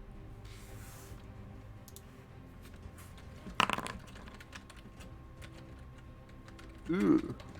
Well, that sucked. Yeah. Do me a favor, roll a D100. Which specter were you shooting at? That close one right there. Okay. Of course you were. It is at advantage though. If that- Oh, so it's the okay. 10, not the 8. Yeah. Okay, yeah. that's fine. Yeah, you just missed the specter. Your guiding bolt passing by it harmlessly. Nearly hitting both Corin and Caliph on its way.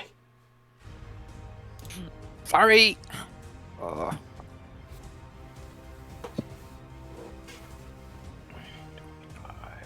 gonna run up there.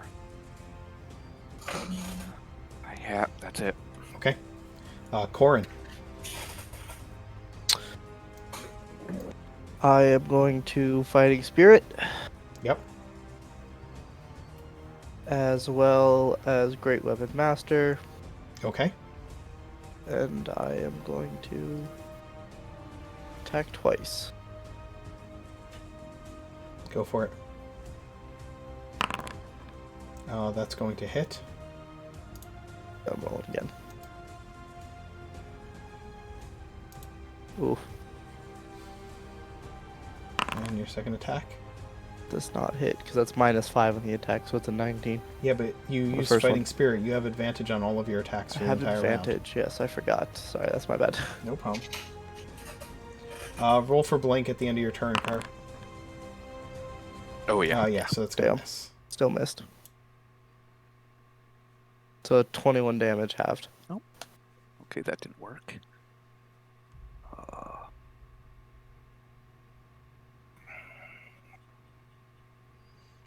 Yeah, I wonder what that didn't work.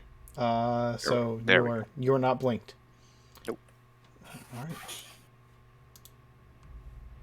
The Spectre's going to fly in then, since everybody's in that room.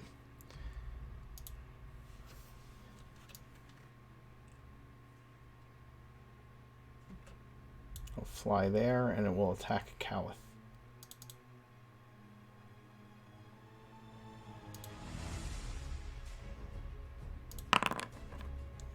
And miss.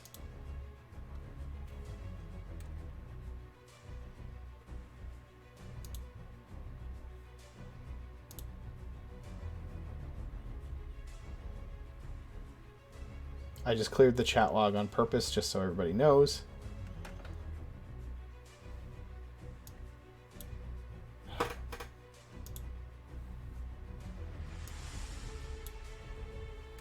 Alright, gang, hold on a sec. For some reason, I'm getting a major slowdown on my end. I'm not really sure why.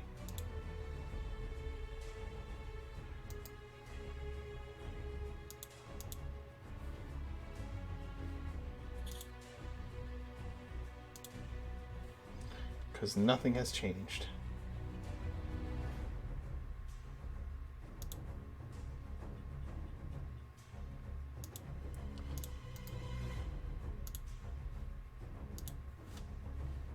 Okay.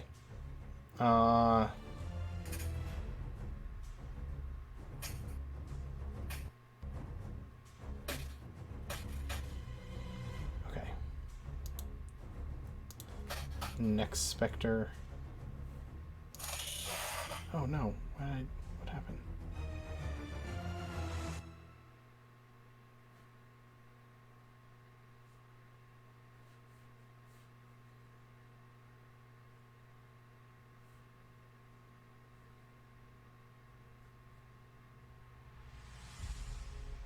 Okay.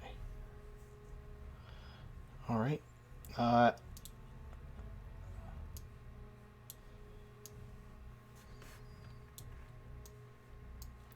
Ekmi, it's your action. Ekmidenisi, it is your action. Sorry, I was muted. Understood. I will. First of all, I'll walk forward. Okay. And as I walk forward, staff in hand, I will summon the bear spirits and call forth the 4 bears.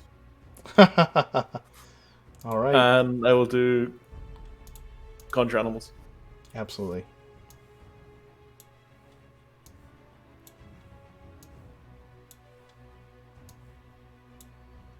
There you are. You have your 4 bears, and they have their 10 hit points. Gemwin? Oh yeah, they do. So I'm definitely not fireballing this time. I think I need a little more finesse than that. Sure. I'm gonna do magic missile. Okay. Actually, I don't think the bears have the 10 hit points because they were not there when this totem was summoned. No, but they get extra 10 hit points Yes, because they of do. special stuff. Yep. Okay. So let Gemwin get- That's you're right. I was wrong. Gemwin, what are you doing? Yeah, upcasting magic missile, 3rd level. Okay. Where at? So I'm gonna gradually. Well, the one next to me first, but then if that one falls, I'm gonna start doing it against the other ones. Oh yeah, of course. Wait, how many do I get? I apologize. I missed. Was it this one? Yeah, sorry, I should have pinged it. Thank you. Oh no, that's an attack. That's yeah. You don't need that. So 3 to that one. That's still standing. 3 more. Still there. 2 more. It's still going to be there. 5. That puts it down. Okay. And now I'm gonna go against this fella here. I have 1 more. Okay. Go ahead. 5. Cool. All right. Mark, can you add the bears to the initiative count? Yes, I can. This.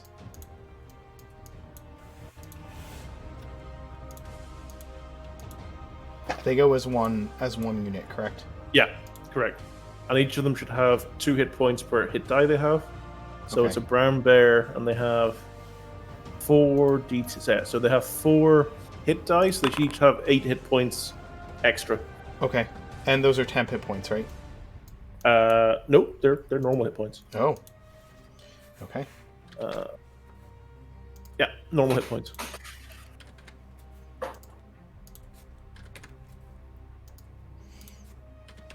All right, there they go. Okay.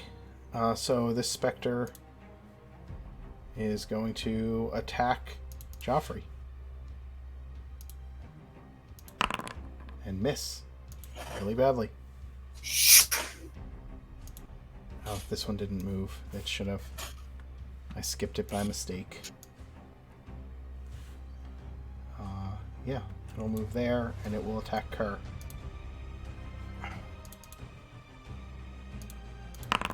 That will critically hit.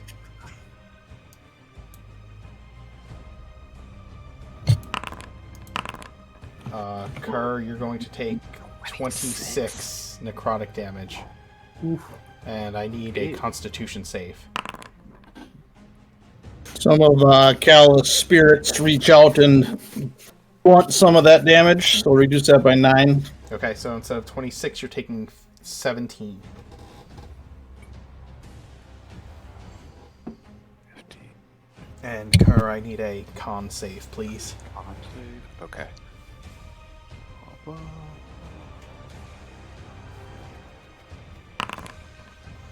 Your hit point total is permanently reduced by the 17 hit points you just took. Oof. Yeah. Poor Kerr. That is quite a bit. Until you finish a long rest, your hit Yeah, point maximum is reduced by 17. Bears. Bears go attack. Absolutely, they do. Chompy, chompy. All right. I will have them move and attack. Bears are magical. They do have magical attacks. Yeah. Magical bears. They have 30 Everything's feet got of magical movement, attacks. correct? They have 40 feet of movement. Thank you. All right. Well, then they're going to get in the thick of it. This is what happens when you start taking ayahuasca. You start tripping bears. Oh my god.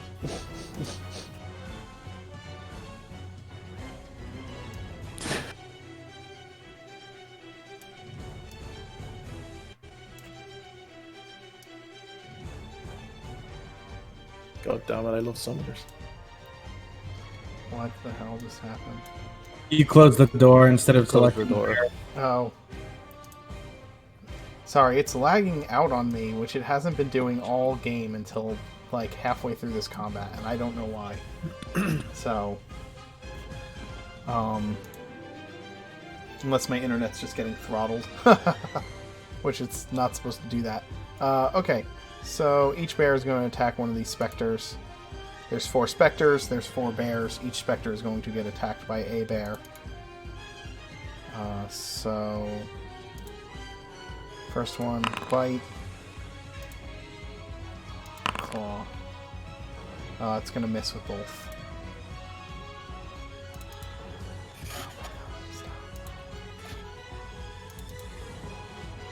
Yep.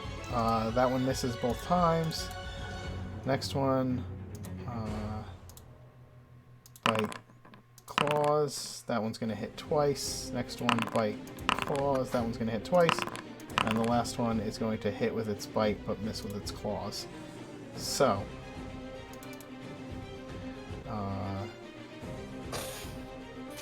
2, 3, 1, 2. God damn it, Caleb. Clint.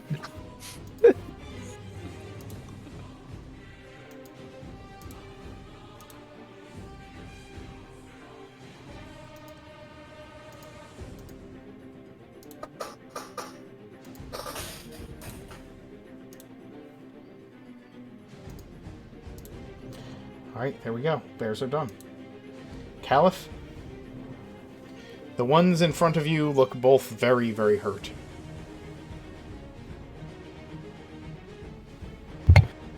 Little frustrated with his last miss, he will attack this one recklessly with Green Flame Blade. Go for it. That'll hit.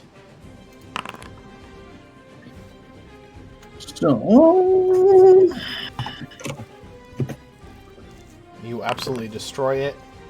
And then, the other one takes 7 damage. which one? Oh, North or south? South.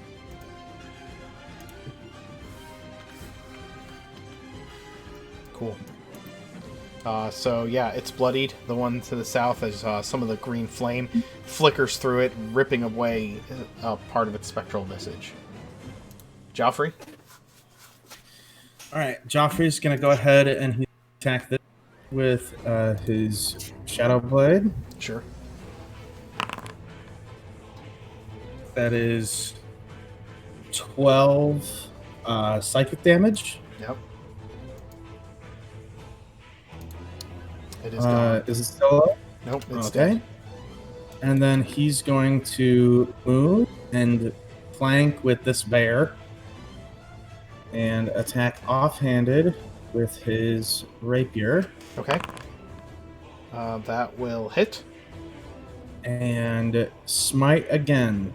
With another first level spell slot. Go for it.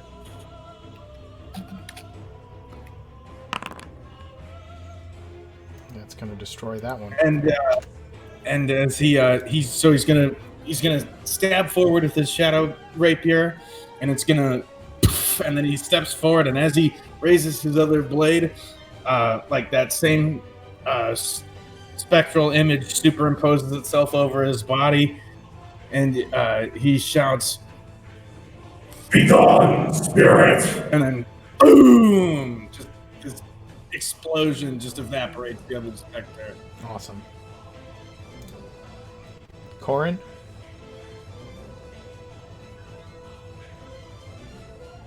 Well, Kerr, actually. For some reason, I'm does it not. occur? I'm not on the. That's strange. What was your initiative? was before me. 16 right after Jeoffrey. Okay. Not like I'm doing much. I'm gonna take my kitchen knife spear and I'm gonna stab that fucker. At advantage. Stabby stab.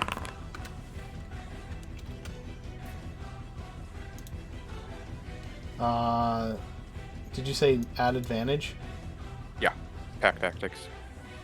Yes. Okay, so the 15 will hit, and it's going to deal. You're doing it two-handed or one-handed? I'm sorry. One-handed. One-handed? Okay. And I do have a not like a smaller version of Divine Smite kind of thing.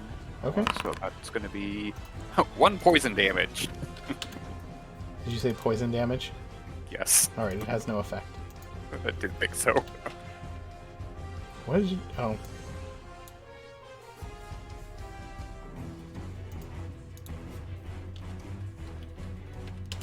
Alright, Corin. Fuck him up. Yep. Alright, Corin, do your thing. Whatever that thing might be. Dead? What's that? How dead do we want him? Can I be here? Yeah. Is that okay to stand there? Yeah, Okay. you climb up onto the table and you're looking down at it. Awesome. And I'm going to attack twice with Great Weapon Master.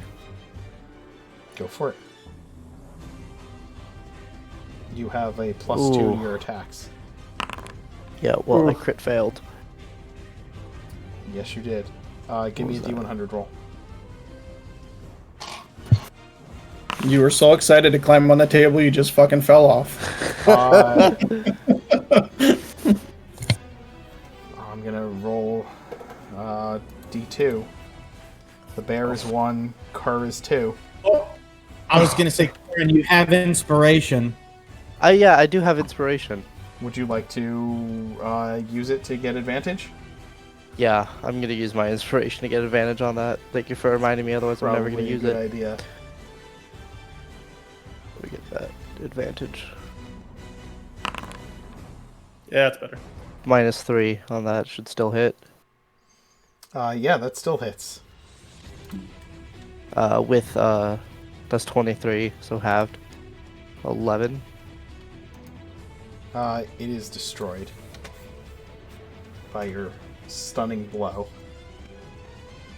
I'm gonna jump off the table. Onto a That's bear. a cool thing I can do. Onto a bear. No, next to a bear. To a bear. You destroy the last of the specters, and you hadn't noticed it beforehand in the heat of battle, but as the last of the specters falls, you feel the temperature in the room rise about 10 degrees, and in the midst of the battle, all of you, again, not really realizing it, your breath goes from being able to kind of see it a little bit to to it just being chilly and like a chill in here rather than actual cold.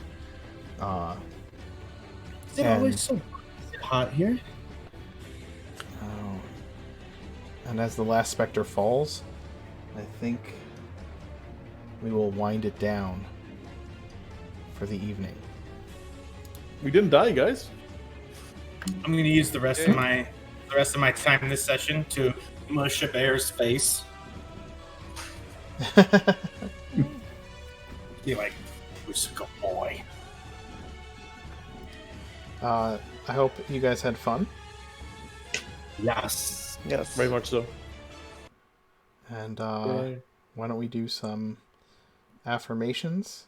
I'm going to just make the music a little more mellow.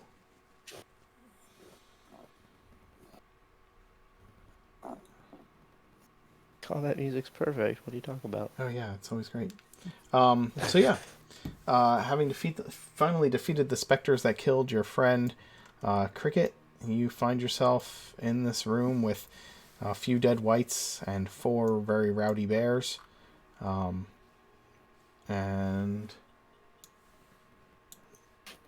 let's see.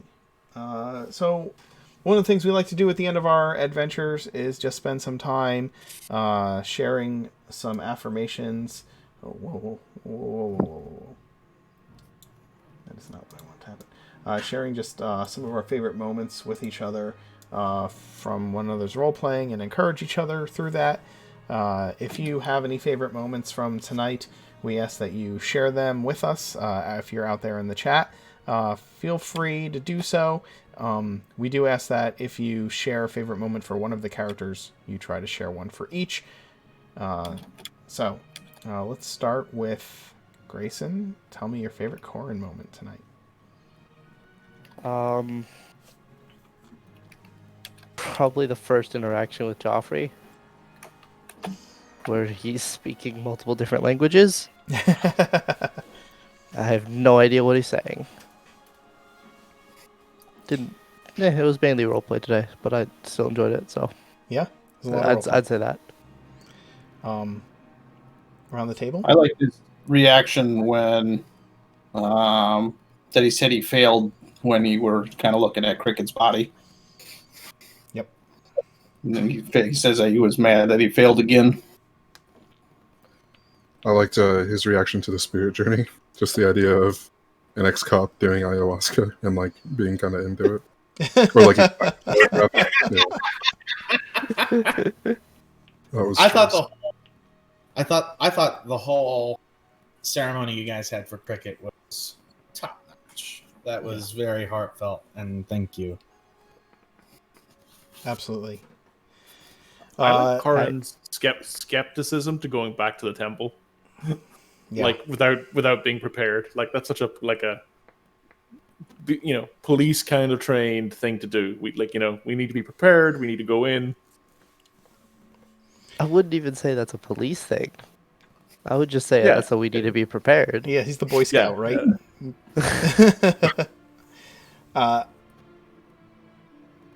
The reason, just a quick thing at the end of last session, or in the middle of last session before we were gonna get wiped, I wrote down that I was a little protective-ish of Cricket, which made her death even harder. Mm.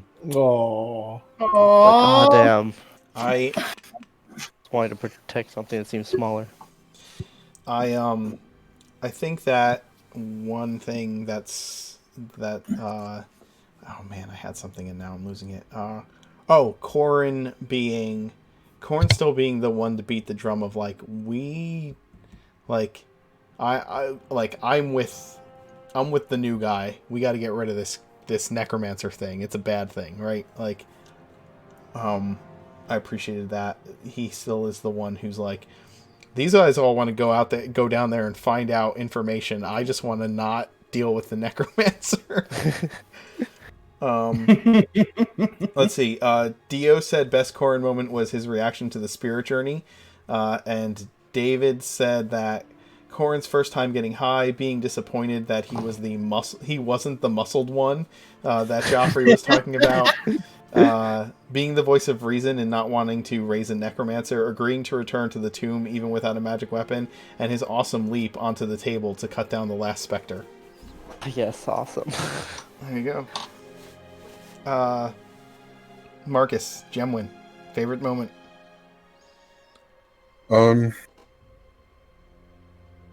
want to say no. I'm gonna say it's the conversation with Ek toward the beginning. Because I wasn't fully prepared for that, and it was a big mix of processing my own feelings toward Cricket and Gemwin's. Mm-hmm. I feel like I really tapped into something there.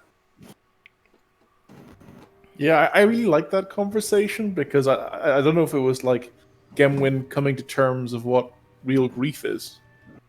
It was that. Yeah, that was it was just the one line, but that was a perfect line when you were like, oh, he kind of looks a little sad, and then he says like something along the lines of like, my internal processes are imitating grief right now, or I don't remember exactly what he said, but it was perfect.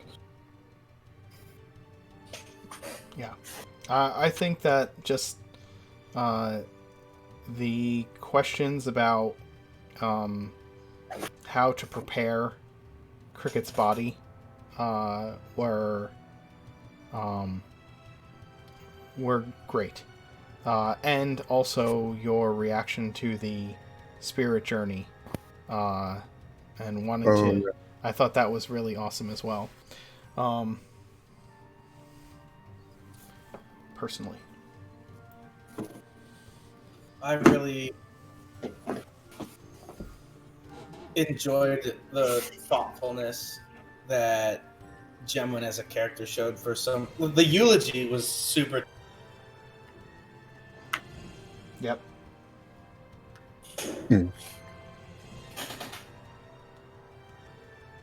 Any other Gemwin moments? David has some in the chat. Yeah, I'm going to read those. I just wanted to give everybody a chance. But Dio said wanting to return to the tomb and his mourning for Cricket. And then David said Gemwin coping with the grief of losing Cricket, their dedication to their purpose to seek knowledge during Ekmidenisi's journey, being willing to risk touching the crystal to identify the threat it posed, and then casting a fireball to help thin the herd of the specters. I definitely think that being willing to touch the crystal to cast Identify was pretty ballsy for them. And just that, like, satisfying the knowledge. Identify gave you a lot more information than Detect Magic would have, and taking that risk of not knowing what you were getting yourself into when you did it, but the quest for knowledge being more important. I think that was a outward sign of that, like, inward thought process that you had during the journey. Maybe not intentional, but it definitely, like, worked out that way, I think.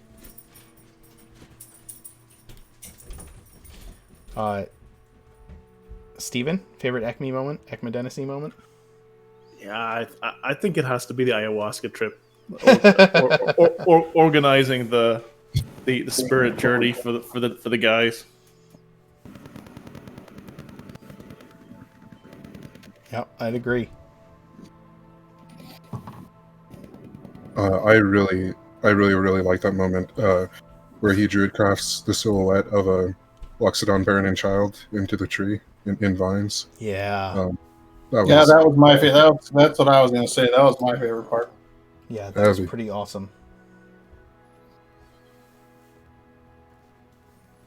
I really liked how when we got down into the sewers, he wanted to release his bees and say, "Let's go to battle." Against specters.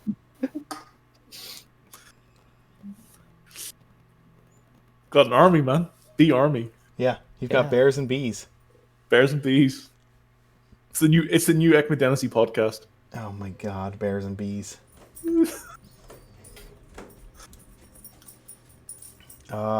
Yeah. I have to agree with what was said already. You had some strong moments early on in the adventure. Dio said the best moment was making everyone high and his conversation with Jeoffry. And then David said Ekmidenisi's moment in the woods with the druid craft image of a Loxodon parent and child, his kindness to the bees, and being considerate of the others sleeping when Jeoffry first showed up so they wouldn't disturb them, his dedication to returning to the tomb to find the knowledge stored there, and his use of Ice Storm and his signature Bear Battalion. Nice. Bear Battalion's a good ring. Bear Battalion. The Bear-talion. Bear-talion. The Bear-talion. Yeah. My favorite was that. That what? That whole exchange between Jeoffry and Ekmidenisi when Jeoffry was like, "I don't think elephants can jump." Yeah. That's so speciesist. I know. So speciesist. It's like that movie, White Men Can't Jump. Remember that, like in the At the 90s? same time, Yeah. Loxodon can't jump. Loxodon can't jump. Yeah. All right, Chris. Your favorite Jeoffry moment tonight?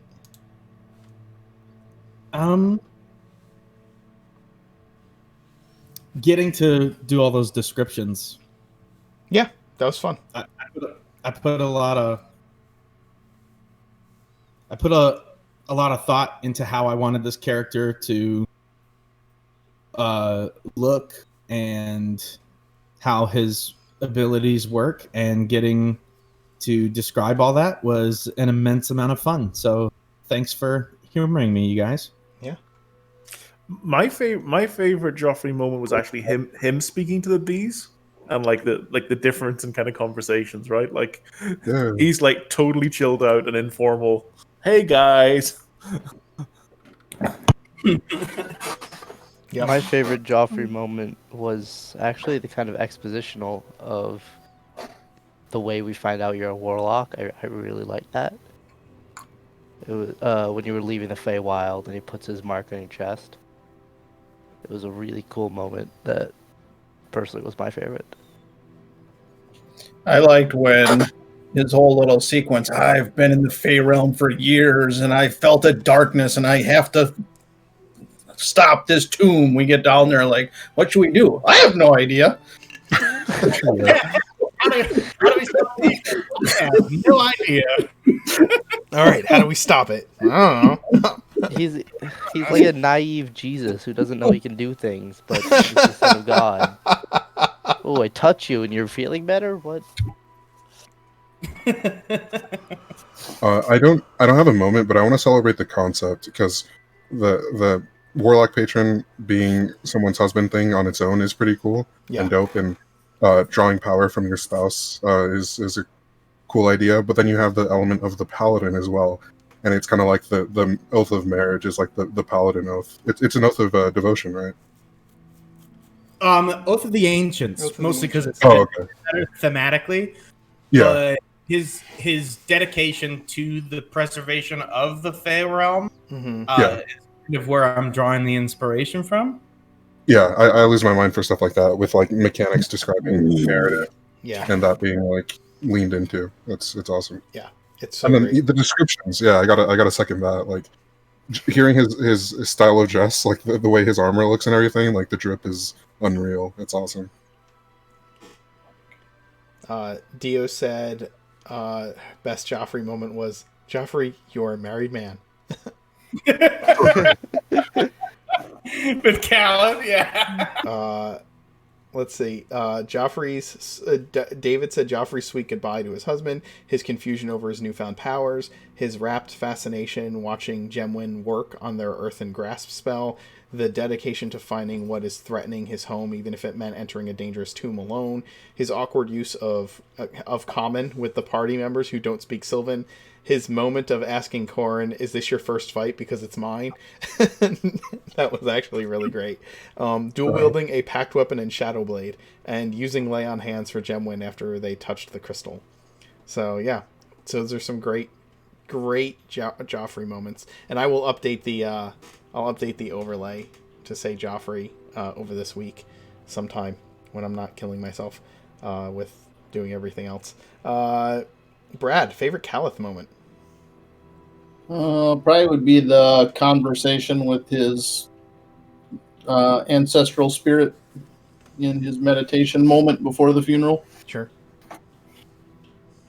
That was pretty awesome. I love engaging with the... I love those moments for Caliph because it shows how he has become more and more has come more and more to terms with his Awathan heritage. I feel like in his backstory, he kind of ran a little bit from his Awathan heritage, and he has like grown to embrace it more and more over the course of our game. I really liked him speaking in tongues effectively, like the speaking of primordial when he was in his dream state, tripping on ayahuasca. Yeah, absolutely. I liked his almost like non-responsive response to the onslaught of come-ons by both Kerr and Joffrey. Yeah. Yeah. Him waking up next to Kerr. That too, yeah. Super awkward about it. You must have fallen off your sleeping mat or cot or whatever. That's pretty great. Brad, you're a good sport. That's for sure. Dio said the best Caliph moment is his whole harem and his talk to his ancestors. Oh yeah, that was good. Yeah. I also like the use of reckless green flame blade. I've never seen it used. Same here.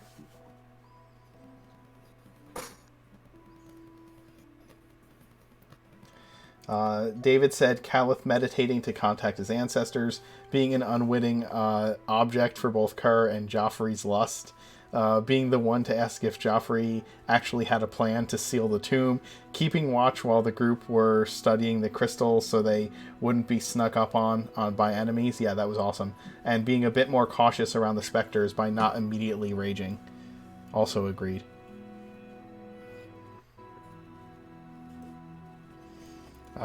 Yeah, Caliph is dealing with some stuff.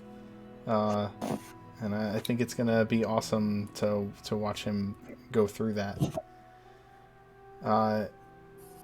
Justin, favorite Kerr moment?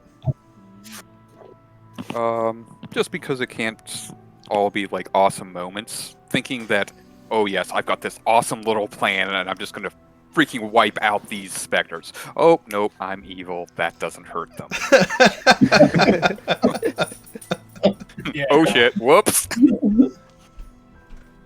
Yeah, that was my favorite part too. And the best part about it wasn't that both Kerr and you realized it like at the same time that it wasn't going to work. I personally love the stuff that Kerr was saying to the people in the tent. Yes. Like that kind of really seductive, trying to coax them into doing, worshipping the many-faced god. Yep. I thought that was really, really awesome. Yeah. I'm doing no such thing. I love the fact that he waited, like, Ekmidenisi is the one who, like, was guiding the whole thing, and then as soon as Ekmidenisi left, while he was still in that state of, like, embracing the visions, he still was managed to be like, oh, now it's my opportunity to guide these visions. Yeah.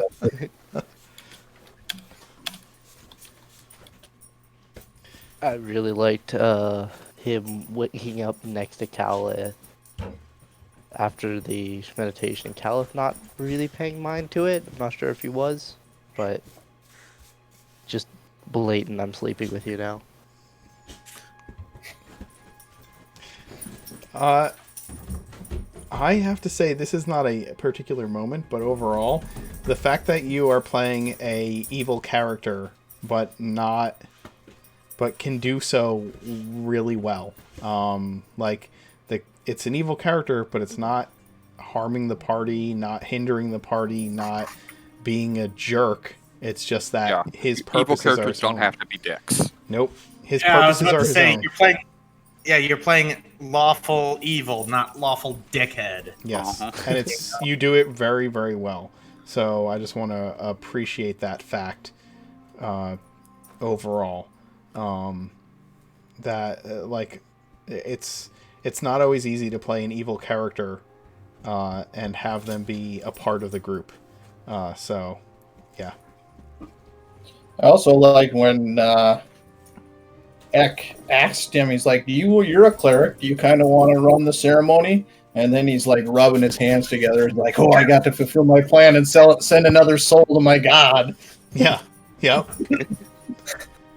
Oh, in that vein, the origami dragon dipping into the fire and then like spiraling up and burning. Yep.